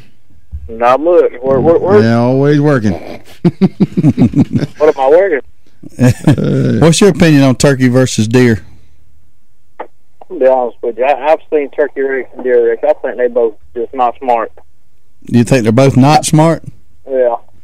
Well, there's an opinion I never thought I'd get. Yeah. I think they're both fairly smart. If I had to choose between the two, I'd say probably turkey. A 2-year-old bird's pretty easy to kill a lot of times. He's like a young buck out there. You can kill him pretty easy, but when you get on up to a 5-year-old turkey, it's like shooting a 5.5-year-old deer. It's pretty hard to do, especially if that 5-year-old bird's been hunted some. Yep. So. Well, Blake, we appreciate you chiming in this morning, man. All right. Have a good one, buddy. We'll talk to you soon. Another way to sum it up is this: if you take, and I think that you would possibly be in this category, Daryl. If you take an avid turkey hunter who is also an avid whitetail hunter, and you look over the past 10 years of his hunting, I would say 99% of the time, if not all the time, if you add up how many mature whitetails he's killed versus mature gobblers he's killed, and I'm saying let's just say 125 class whitetail versus a gobbler that's got an 8-inch beard and 1-inch spurs. I promise you that I think I'd have a pretty good chance of winning the bet that you've got more turkeys than you do deer. But at the same time, I've had a lot more opportunities to hunt a lot more different places making my point. For turkeys than I have for whitetail. Case closed. With a lot more different people. You make them a point. That's exactly why it's easier. They don't move at night. They can't smell. You got more opportunity. That's the whole reason that it's easier to kill a mature gobbler than it is to kill a mature. Well, I can agree with you on that sense, because a lot more people will let you go turkey hunting with them and possibly kill a turkey than they will let you go kill their trophy buck. A lot of people want you to kill the turkeys out of their deer hunting area. Sure. I mean, so I mean, I can agree on those terms. Yeah, I don't think it's just not that difficult to go kill a mature wild turkey for all of those reasons. That's my point. You win. Just another day in Wintersville, brother. It's just a play on words. That's why they call it Title Town. Yes, that's funny. That's funny. But yeah, I would love what I want this year, y'all, with all my heart, is to get Steve out there on a hard to kill bird, because he's never experienced that. No, that's incorrect. It's coming from a person that's killed, what, 5 friggin' turkeys in your life? You just made a statement. I've never been on a hard-to-kill turkey. We called one in 2 mornings in a row that hung up at 75 yards out there in the middle of a pasture. So I know what a hard-to-kill turkey is. I've watched Trey and Sam and Harold struggle on birds. I'm not saying it's easy at all. I've watched Red Akins 3 mornings in a row try to kill a turkey that just wouldn't come. You know, I mean, I've seen plenty of turkeys that were hard to kill, and you don't kill them every time you go. You're probably less successful more times than you're successful. I'm not arguing any of that. It's hunting. It's not killing. No, you're definitely right. It's hunting. And the hard part about bow hunting is, it's called running and gunning for a reason. And it's a lot easier to bow hunt out of a blind than it is to run and bow. I mean, run and gun with a bow. It's a lot easier. It takes a lot more. You can do it with a bow. People do it all the time. Sam, Tim. They set up. They don't set up in blinds most of the time. Tim doesn't. Tim hunts right out in the middle of a field. Sam has never shot a turkey out of a blind. And Tim gets right out there in the middle of a field. With nothing around him in a pasture, and can call a turkey right up to him with nothing but his bow sitting there in front of him to hide him. And it's very hard to do, though. It's not as easy as doing it with a shotgun, because you can run and gun. But that bow is just not as easy, and you got to get them a lot closer range. You got to draw. The biggest thing is drawing, and you can't. Can you imagine drawing? Slow. That's why you got to have that decoy. Drawing slowly. You listen to Tim Knight. He says, "Man, it's hard to do without a decoy. You got to have something to distract that gobbler. To get his mind off of you, and you get dumb birds out. I call them love struck. They get love struck like crazy, like you wouldn't believe, and you can get away with movement you've never seen. You never think you could get away with. So that happens when a buck's in rut. They make some stupid decisions. Same thing. But the draw. That's why when you're bow hunting, most bow hunters, they turn their bow way down to 45 pounds. They turn it way down so they can draw early and hold long. You don't usually get out there and hold your bow on 70 pounds. That's why most avid bow hunters that bow hunt turkey and whitetail, they have 2 separate bows. One is set up for turkey, one is set up for deer. A lot of people don't have that luxury, but a short axle length, because you're sitting on the ground, is usually desired in the bow, and it's hard. And you put I went to Michael's, the girls' decorative store, or whatever you call it over there, and I bought some fake ivy to put on my bow, to hide it, and stick it in my hat and make myself look like a bush. And of course, according to Chuck, I'll be one ugly bush, but that's another subject. But yeah, it's going to be tough. And last year I cheated, and I'm glad that I didn't kill the turkey. I'm glad I had the turkey at, I think, about 12 yards, I believe, on the decoy, full strut, and I was behind the ghost blind, which is a fantastic product. It's not a tent blind. It's a mirror reflective type blind. If you Google it, ghostblind.com, you'll look at it. But very good product. And I was sitting behind it, and my arrow hit the ghost blind upon release, and I missed the turkey.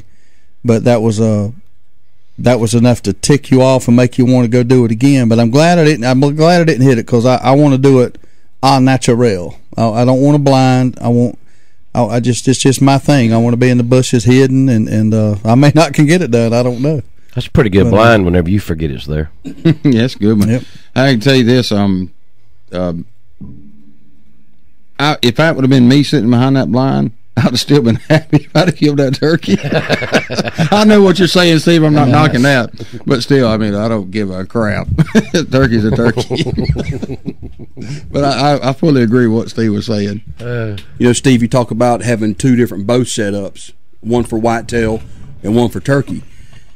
Well, the reality of it, people can't afford 2 $1,500, $1,800 setups to hunt 2 different animals.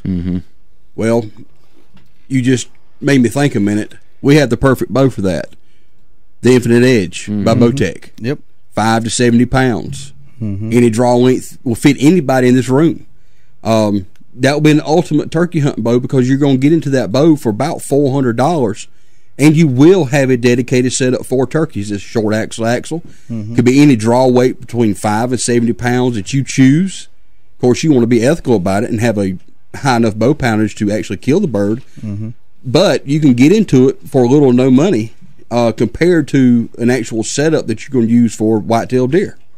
And at that, at that level, just about anybody can do it that's going to dedicate themselves to bow hunting turkeys. If you're going to dedicate yourself that hard, you're going to spend more than $400 on a lot of things just to kill a bird that's considered by some not very smart. Infinite Edge bow. That Infinite Edge bow, does it come with sights and everything on it, ready to hunt? It does. It's ready to hunt. All you need to do is add your arrows and release, and you're ready to go. Nice. So the only way you can get a turkey cheaper than actually spending all this money is go to the supermarket and buy one. That's true, and we talked about that. And they're not hard to kill there, I promise you. They don't see and they don't smell, unless you leave them out too long. If it's thundering and lightning on Saturday morning, that's probably where I'm going to be, is Winn-Dixie and Lake Park. Yeah, I heard that. Turkey. Already cleaned it, baby. Flash room. Oh, I saw Steve. I saw where Davey was on from Huntstrong was he said he busted up in Osceola Harlem Shake. Did he? Yeah, I didn't see that. Yeah, it's on the Good Outdoors homepage. That's pretty good. I like that. Yeah, he sent a pretty cool picture on his Facebook page that they were sitting there in the turkey woods and it looked like about a spike, maybe a 4-point come up there, and they got a picture of it. And I commented on there that it I can't remember what I said. I said, yeah, that's definitely a gobbler, but why is his spurs on his head, or something like that. And he commented back and said something, and I said, yeah, you need to do some he always said he's going to do some elk bugling or something like that. But anyway, it's pretty funny. But I asked him if he was hunting by a nuclear plant. There's some strange things going on there. But he's got some good turkeys down there. Osceolas. Oh, man, I'd love to come in Osceola. Got to get down there in Florida and get one. Pretty good. Got to get my first one with a bow before I can worry about the slam. I can't see that happening this year there. Oh, man. Yep. We're going to take another break here on the Good Outdoors. Come back with some more good stuff. So y'all stay tuned. Thanks for listening. With over 40,000 machines in the field, the pro's choice is Dixie Chopper. Be a pro. Buy a chopper. Built right here in America with one simple goal. Build a mower that cuts more grass and doesn't break when you use it. Be a pro. Buy a chopper. With Chopper's price, performance, and reliability guarantee, make the smart choice. Be a pro. Buy a chopper. Austin's Cattle Company's menu is so big and delicious. In order to fit everything in, we had to write a song about it. So take it away, boys. 'Cause we got hand-cut steaks and taters, too big to taste better than your grandmother's pound cake. Hallelujah, didn't reach the sky, just load it up and pile it. How we got prime rib, seafood, salad, and baby back spoon so good it'll make your lips smack. Austin's Cattle Company's where you gotta go when your stomach gives you an attack. Come on in and sit on down and you'll be treated like the king of town. Order up your favorite meal and turn that sad pound upside down. I guarantee you'll slap your knee when you eat it. Austin's Cattle Company. Just head on down Austin's. Woo, that's good. So there you have it, folks. Next time you get a craving for something tasty, stop on by Austin's at exit 16 off I-75. There's something on the menu for everyone, and they serve big portions so you'll never leave hungry. From seafood and prime rib to the freshest hand-cut steaks, chicken, and ribs you can find. Austin's Cattle Company is truly an addiction you never have to quit. White Brothers Auto Supply is South Georgia's auto parts headquarters, located at 1106 West Hill Avenue in Valdosta, Georgia. White Brothers can cover the smallest auto part need, right up to a replacement engine or transmission. serving Valdosta with an enormous auto parts inventory. You can rest assured that White Brothers has what you need, no matter if you're a do-it-yourselfer or an automotive professional. White Brothers has the right part at the right price. Stop by 1106 West Hill Avenue in Valdosta or call 229-244-8773 for all your auto part needs. Attention Outdoor Nation. Adel Outfitters, located at exit 39 on I-75 in Adel, Georgia, has over 18,000 square feet of outdoor unbelievability just waiting on you. Specializing in a wide range of outdoor supplies for everyone, including hunting, fishing, shooting, kayaking, camping, Little League, clothing, knives, boots, you name it, Adel Outfitters has it. They also have that personal one-on-one attention that you just might not be getting from some of the big boxes, and Adel Outfitters has a whole lot less overhead, so you'll be surprised at the deals. So come see us now at Adel Outfitters, exit 39, Adel, Georgia. Woo-wee! Sweet Tea Smokehouse on South Hutchinson Avenue, Adel is the bomb. You ain't had good old South Georgia barbecue if you ain't been to Sweet Tea Smokehouse. Ribs, chicken, pork, beef, good grief, this is some fine eating. And it ain't called Sweet Teas for nothing. Ice cold sweet tea and good old barbecue plate with all the trimmings is what living in the South is all about. Head up Highway 41 north towards Adel.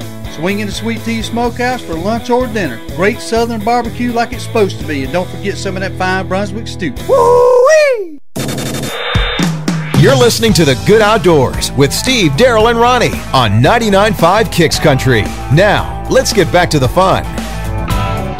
Welcome back to The Good Outdoors. Mitch has got to get out of here, man. We appreciate you coming in and talking with us today, Mitch. And, T3 tip of the day is go by T3 Outdoors this Thursday for the what do y'all call it? Turkey Smackdown or Turkey Fest? You got a name for it? There's a name. I had to look it up. But anyway, we're going to have turkey things from 5 to 8. Is that what 5 to 8? Going to be talking turkey calls with Kevin Farr. So make sure you go by there, and there'll be a lot of people there, and you'll be able to hear some turkey calls squawking. There'll be so many turkey calls going on, you can't even tell what's happening. It's the first annual T3 Turkey Throwdown. Turkey Throwdown. Throwdown. The Throwdown. I'm talking about. I cracked research, Rusty Nut weather reporter over there. Anything I could do to help the bow boy. The bow boy in the house.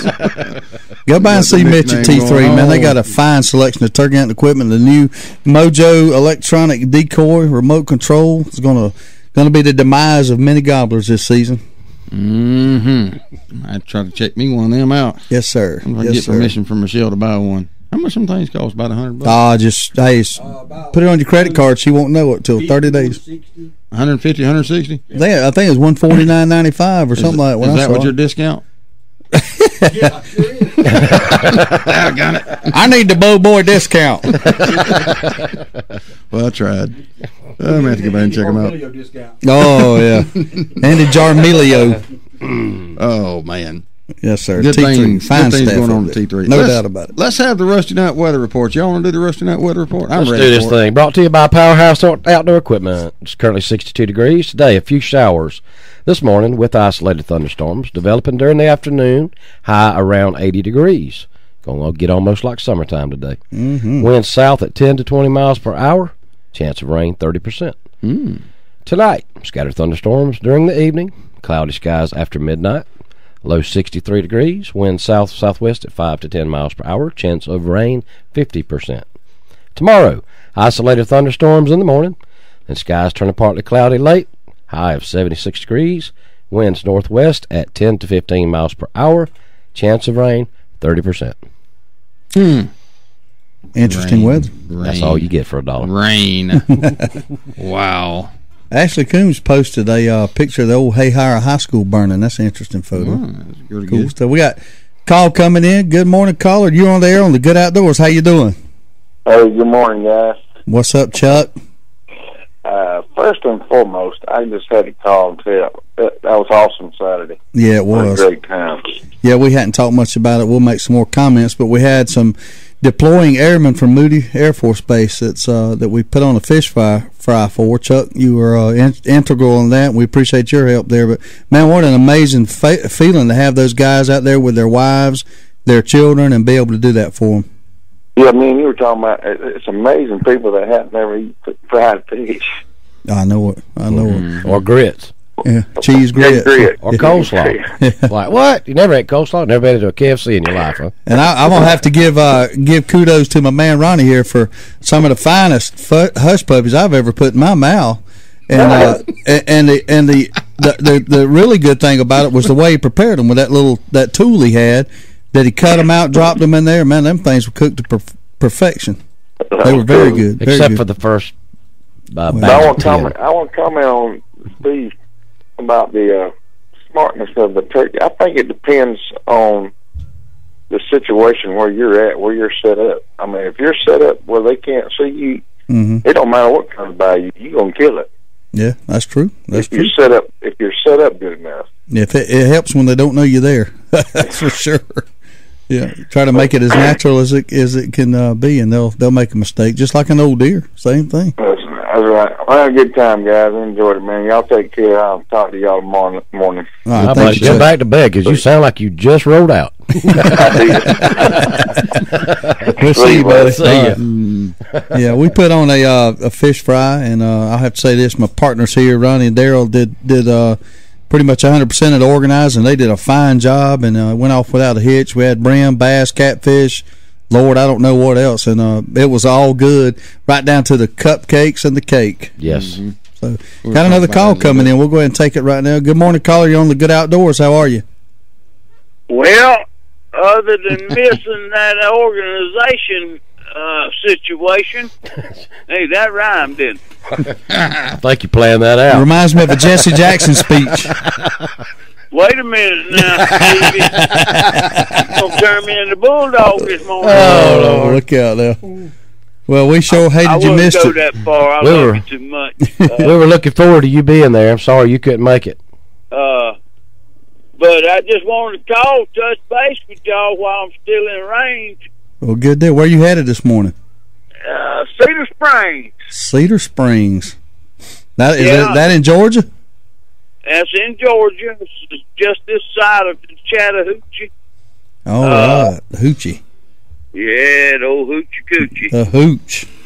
The hooch. Well, we had a great event, Peg. Man, you should have been there. We had a lot of smiles on the face, and to see their children there and I can't imagine the feeling that the wives and the kids have, knowing that their dad's going to be deployed and gone for months at the time. And man, we just hope, we pray for their safety and pray for them boys every day. No doubt about it. People proud of them. Yeah, proud of y'all for what you do. You can't get a whole lot of sleep. I can add. That's one thing I can do. That's one thing my daddy taught me. He said, "Son, if you ain't good in nothing else," he said, be good in arithmetic, because you'll know whether your paycheck's right or not." That's a good point. Ours is wrong. Our paycheck is wrong. I can tell you that now. It's dead wrong. That makes sense, don't it? It does make sense. Makes perfect sense. But I wanted to call, tell y'all how much I love you. We love Appreciate you too, what Peg. y'all did. Wished I could have been a part of it, and if I could have, I would have. There'll be another one. But I was there in spirit and heart, and Ronnie, he's sitting over there. I can see him in the corner right now, grinning like that, lying in my knocker. He is grinning. That's what I was doing. Yeah, and look at him. I won't be able to talk to y'all unless I may be surprised. I may can pick y'all up. I ain't quite there yet, but you can bet I'm going to try, and I'll call in and have a chat with you. All right, appreciate it, Peg. Thanks for calling. Hey, I love y'all, and God bless you, and bless them boys that's going over there to help us where we can sleep at night without bombs ringing around our ears. Amen, brother. Thanks a lot. Y'all take care. You too. I'll tell you, the 99.5 Kicks Country Signal, 100,000 watts of pure magnificence broadcasted across southeastern Georgia, North Florida. There's a good chance he'll pick it up. That was good, Steve. You dang right. I'm going to tell you this right here. I ain't going to call no names, but when I was coming back from Brunswick Thursday, I believe it was, or maybe Wednesday. Anyway, whenever I was coming back from Brunswick, I did a little test, and there's 3 radio stations nearby here, and I'm going to call no names. I'm not bashing nobody by no means, but they're no joke. I could hear 99.5 before I could hear the other 2, and awesome. and they're country stations, and you can take that for what it's worth, but 100,000 watts right here at 99.5 Kicks Country, it can get some yonder. What Peg was calling in about, get some yonder. What Peg was talking about is we didn't talk about it last week because of just the things, but we had an event we did for 74th Fighter Squadron, some of the people from Moody Air Force Base that's going to be deploying, and some of their friends and family members. And we did a fish fry for them. We put this together really fast. And Ronnie, I'll tell you again, thank you for all you done, because you were a huge part of this. Well, I appreciate that, and thank you and Steve both, because it was an event. It took all three of us to make it happen, and we did it. It was, and we want to take this time to thank some special people that was involved with it. Bulldog Sea Hall, he donated some fish for this. We appreciate that. And they were good. They were good. Chuck Jernigan, he donated some fish for it. Ronnie, you had some fish. Chuck donated his time. He came out and helped out, and donated some fish. Winn-Dixie from Lake Park, boy, they jumped in big. They donated a lot of stuff for us. Yep. Sunset Farms gave us some sausage, and Hayhire Masonic Lodge, they donated some stuff for it. We appreciate that. CJB Industries, of course, we used to grill and did some different things with us. Jim Morgan came out and supported us. Jim and Betty, they were there. I want to thank Angie Colbert, Ronnie's wife. She was there helping. She was a lot of help. Michelle came out with the kids, tried to help some. She couldn't really help a lot with the two little ones. Well, that was the help she provided right there. She helped me. Babysat. I had Emmy there because Billy was working, and she bailed me out of a problem I didn't even know existed until after she had already handled it. So I really appreciate that. I think Angie had her over mixing some hush puppies or something at one time. And then Mackenzie started again, so Aunt Michelle had to leave. Michelle, by the way, Daryl walked by me. He said, "Take a picture." I said, "Of what?" He said, "Michelle's cooking." Yeah, I said, "No, she's stirring, Daryl. We're okay." Daryl has brought that girl a long ways for a girl that couldn't read or write. I'm telling you. Yeah. Well, let me tell you, we Ohio, what do you expect? We had a great time. We loved doing this for these guys. It was a special event. Aaron Rodgers, not Aaron Rodgers. Aaron Rodgers, Green Bay quarterback, man. What the heck? I didn't know he was there. I missed him. Me too. Aaron Griggs, he's the one that contacted me about this to start with, and I talked to Ronnie immediately and Steve too, and we all chimed in and pitched in, and it was a long afternoon, well worth it. We gave away some stuff. Griffin Electric, they gave some stuff. Gander Mountain, different people donated stuff for these guys. Chad Everett, Matt his Brooks, wife. thank you very much. Matt Brooks, Chad Everett, Chad's wife. Everybody was pitching in. We appreciate everything. And Chad was there with me from the time I lit the cookers to the time I shut them off. Yep. Burned his foot pretty good, Chad. I'm sorry about that, buddy, but I'm better you than me.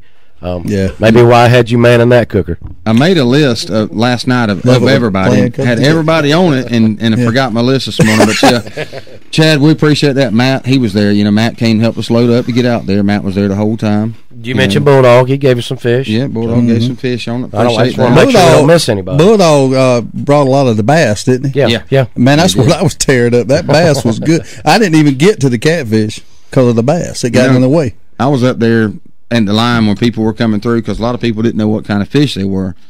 By the time I got through with that, y'all know what? I never even ate. I didn't either. I ate two fish. I never even tasted line. Well, there's two rookie mistakes, because I guarantee you that ain't happened to me, brother. I realized that. Steve was an official taste tester. He should have been full before everybody else ate. I was. About 11 o'clock when I got home that night, I said, why am I so hungry? Well, wait a minute, I never ate. Never got no cheese. You know what I wound up eating? The cheese ramen noodles. The cheese grits are good. Talking about that real quick, I know we got to get a break. I was sampling that food, like Ronnie said. I kept eating the hush puppies, the fish, this, that, the other. And when I went through the line, I wasn't really thinking. I just put the normal amount of food on my plate like I always would get, and I sat down and started eating, and I got about halfway through, and I was looking at my plate going, I don't understand why I'm so full. I can't do this. And then it dawned on me. You ate 40 hush puppies. I was full of hush puppies. You cut my leg and battered roll out of it. Anyway, we're going to take a real quick break. We'll come back with a wrap-up segment. See you in just a second. So, Dawson, is Dad still ill about you calling him out on his shooting ability? I don't think so, but I have seen him on the range a lot more lately. Dad always says practice makes perfect. That's what he says, but I don't think it works for adults. Why do you say that? Well, from the look of the scorecard, it's making it worse. Dawson, bring me some more shotgun shells. Okay, Dad. If you need some practice, come by Southwind Clays and Quail on the Quitman Highway just past the river headed towards Quitman. With a top-notch clubhouse, a 5-stand, sporting clays range, as well as a rifle and pistol range, Southwind has what you need to succeed. World-class quail hunting is also available with some of the finest bird dogs around. Dad sure shoots a lot. Yeah, if he keeps this up, Mom's gonna be mad. Why is that? Because he's spending all Mom's shopping money on shotgun shells. The grill might be in storage, but that's what campfires are for. And the backyard party is on hiatus, but that's because everyone is tailgating. Only the seasons change, tastes don't. And when you've got Bud Light Lime, you don't need summer to have a good time. It's the superior drinkability of Bud Light with a splash of 100% natural lime flavor. Look for a Bud Light Lime and find your summer state of mind anytime. It's in the lime. Anheuser-Busch Bud Light Lime flavored beer, St. Louis, Missouri. Jones Welding and Industrial Supply has been serving South Georgia and North Florida for over 3 decades. With 9 locations in the South, Jones Welding and Industrial Supply is a full-line distributor for all welding and industrial supplies. The Jones mission is to provide quality products at a competitive price in order to supply the best service available. Jones Welding and Industrial Supply has built a reputation for good, honest, old-fashioned service. For a location near you, visit www.joneswelding.com. Jones Welding and Industrial Supply is a proud supporter of the good outdoors. Val Optics on Patterson Street in Valdosta, Georgia has been providing 1-hour service for 25 years. From eyeglass repair to eye exams conducted by one of 2 on-site optometrists, Val Optics is there for all of your eyesight concerns. There is no need for an appointment and most insurances are accepted. Val Optics also accepts outside prescriptions. So if you need eyeglass repair or an eye exam, stop by Val Optics at 601 North Patterson Street, Valdosta, Georgia. 25 years in business says it all. So you need a car, truck, or SUV? Look no further than Midway Auto Emporium at 4189 Bemis Road, Valdosta, Georgia. Cameron and Melissa Tucker has been serving the Valdosta area for over 7 years now. They are a family-owned and operated local business with hometown values and still believe in handshake deals. With a great selection of used cars, trucks, and SUVs, with a Carfax report on every one of them, along with bank financing at all credit levels and interest rates as low as 1.85% with approved credit. 4189 Bemis Road, or visit their website at midwayautoemporium.com. It's the Good Outdoors on 99.5 Kicks Country. Now, let's get back to the fun, talking about everything to do with the outdoors with Steve, Daryl, and Ronnie. Hey, welcome back to the Good Outdoors. This segment is brought to you by Southwind Sporting Clays and Quail. And I went out there Saturday. John Peake, he's another one that donated some stuff that I left out. See, I told you I was going to leave somebody else out. Austin's Cattle Company. Austin's Cattle Company did. Anthony Spa. Yep. Anthony Gander Mountain. Salon. Man, Gander Mountain. They had that list up last night. Texas Roadhouse. Dumb old me, yep. Yeah, John out there at Southwind, he had some, man, there was some nice gift certificates. Yes, and a stack of them, John. We appreciate that, man. I couldn't believe when Daryl I was expecting a couple, flipping, but I wow. know, I was flipping there. John does he gives his heart and soul to important charity events and things for the community. So we really appreciate it. They had a shoot out there Saturday. Did they? Yeah. Okay. Southwind Sporting Clays and Quail out on the Equipment Highway, just past the river on the right. Sporting Clays, quail hunting, rifle pistol range, great clubhouse for parties and entertaining. So y'all check them out. Yes, sir. Good things happening out there all the time. I think y'all got an event coming up out there, don't you, Steve? April 27th. Y'all have more information. I was going to bring it this morning. I walked out and left everything but myself. I got the Flash Foods. I had to get a cup of coffee on credit. I'm glad I'm a regular in there. I tell you, I do that, man. I don't know. For some reason, I'll get my computer, I guess, because it's just like a staple item, but I would. You want me to forget something? There's a good chance I will. Like Daryl at his list this morning. Man. Well, Daryl in his list Saturday. Poor Michelle. Oh, Lord. Yeah, I forgot about that. She was coming out there. I took Mackenzie on with us, along with Alexis and Madison and Morgan. And I forgot a few things, so I turned her around. She was about almost there. I turned her around to go back. And when she was there, I turned her around again. He was running her ragged. Cheddar's donated some gifts. Cheddar's, yeah, that's right. We got another call coming in. We'll take it real quick. Good morning, caller. You're on the Good Outdoors. How are you? Good morning, y'all. How are y'all? We're doing great. I don't know which one's smarter, the deer or the turkey, but we've had several this weekend run out in front of cars. We've done several reports this weekend in our county. On a deer or turkey or both? On the deer. On deer, yeah. I tell you they what, were moving this weekend. They sure were. I saw several this weekend, and right there on Highway 122 outside of Hayhire, about 4 or 5 days ago, there was one right there, David Dillard's cow farm that got obliterated. There's one laying in town in front of the funeral home this morning. I seen somebody hit last night. Good gracious, man! You got to be careful. I tell you, if you got kids on the road, and I know Daryl's got one that just started driving, you got to make sure you tell them to watch out for wildlife and other drivers. It's normally not you that makes the accident happen. It's somebody else or something else, like a dog, an animal, or something like that. So you got to be careful out there on the highway. That's right. We've done several reports, and I tell my kids every time they walk out the door, watch for deer. Yeah, you're right. You're right. Also, I seen a bumper sticker the other day that says, and it may not be 100% true, but I believe it's almost. It says a kid that hunts and fish does not deal or steal. That's right. You're right. That's what this show's about. That's the whole reason we started it. We're right there. That sums it up. Yep. All right, man. Y'all enjoy y'all show. Y'all have a good day. Thank you for listening. Yeah, I've seen those bumper stickers around town too, and it's true, man. It like you said, it may not be 100% true, but they got a really good chance if you bring them up in the good outdoors to turn out to be good, productive citizens. Yep. And that does prove the deer are smarter because they know that March 23rd is the beginning of turkey season, and they trying to ease on out there for get on out the way, ain't it? Yeah. Well, you know how many deer I see while turkey hunting, though? That's amazing. You usually see a good many. Yep, you do. And probably see a lot more if I spray down with scent clothing and all that, or scent-free stuff and all that. I never do. But they walk out and stick their tongue out at you. Yeah, a lot of times they do. Yeah, they know. They know. They can read a calendar, can't they? You darn right they can. You know, hey, I want to cover this one more thing here. It's going on in Maine, but they're expecting high prices for their eel season this year in Maine. I did not know there was an eel season, y'all. Yeah, where's the eel market at? We are in the wrong line of work. Okay? Are we really? Yes. Last year's eel fishing season started strongly when prices rocketed above $2,000 a pound. They can have all that they want. That's why I don't know nothing about eel. I can gag eating something else cheaper. If this is the kind of eel that I caught back when we were young and stuff, I probably caught 20 or 30 pounds. I'm not eating it. I'm not eating it, but I'll sell it. Well, okay. I'm not eating it unless I have to. Narrow done threw all the meal back, cost us $1 million. Ain't no telling. Hey, speaking of nasty things like that, let me say this about Chuck Jernigan. Chuck, you brought I'm amazed. I hate liver. And I know you hate it, and Daryl hates it. I do. Most everybody hates it. But I can actually eat it. Yeah. Chuck brought something to the event Saturday night, and he said, man, taste this right here. And it was these little chunks wrapped in bacon with a toothpick in it. Well, I ain't never seen nothing wrapped in bacon that wasn't no good, so I didn't even ask what it was. I tasted it, and it was delicious. And then he dropped a bomb on me. That's bacon wrapped liver. I said, what? He said, it's bacon wrapped liver. I said, the hell you say? Get out of here. Because it did not taste nothing like liver. The only way, the front door. the only way I could tell it was liver was that dry, what is it with liver? Dry mush taste? Well, it gets grainy when you. I didn't taste none of that. It was good. But the point was that I could eat that too. It didn't taste like liver. So, man, I couldn't believe it. Chuck, good job on that.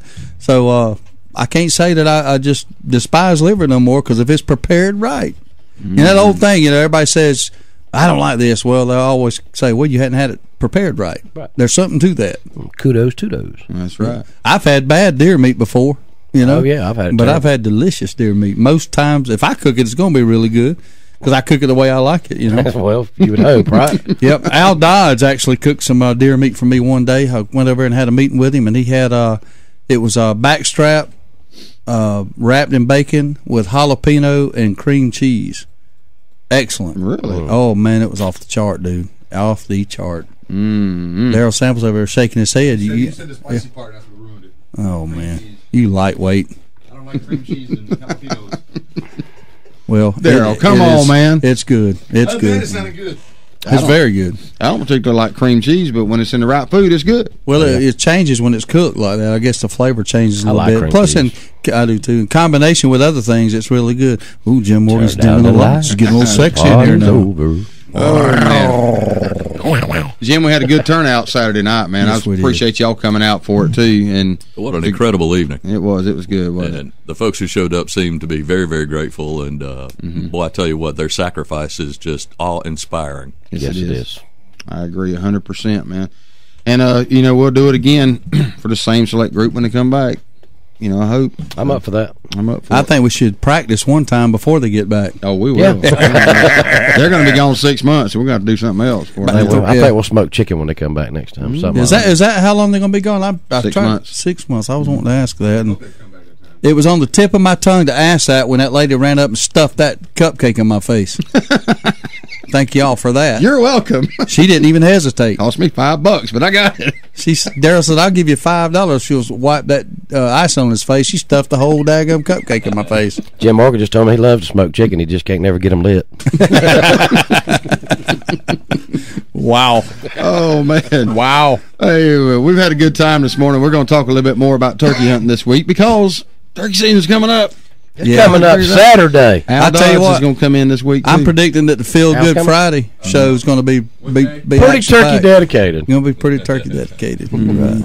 We're going to talk a lot about turkeys on Friday, but Al's coming in this week. He's going to cover some more bases of turkey hunting and let us learn a few more things. No, make us learn a few more things. No, we're going to leave the shocker at the house. Why? We don't want to get scolded. I'm okay with getting scolded. No, I don't care if he brings it or not. Who scolded I don't us? plan on talking. Oh, that lady that calls? That was sadistic. Well,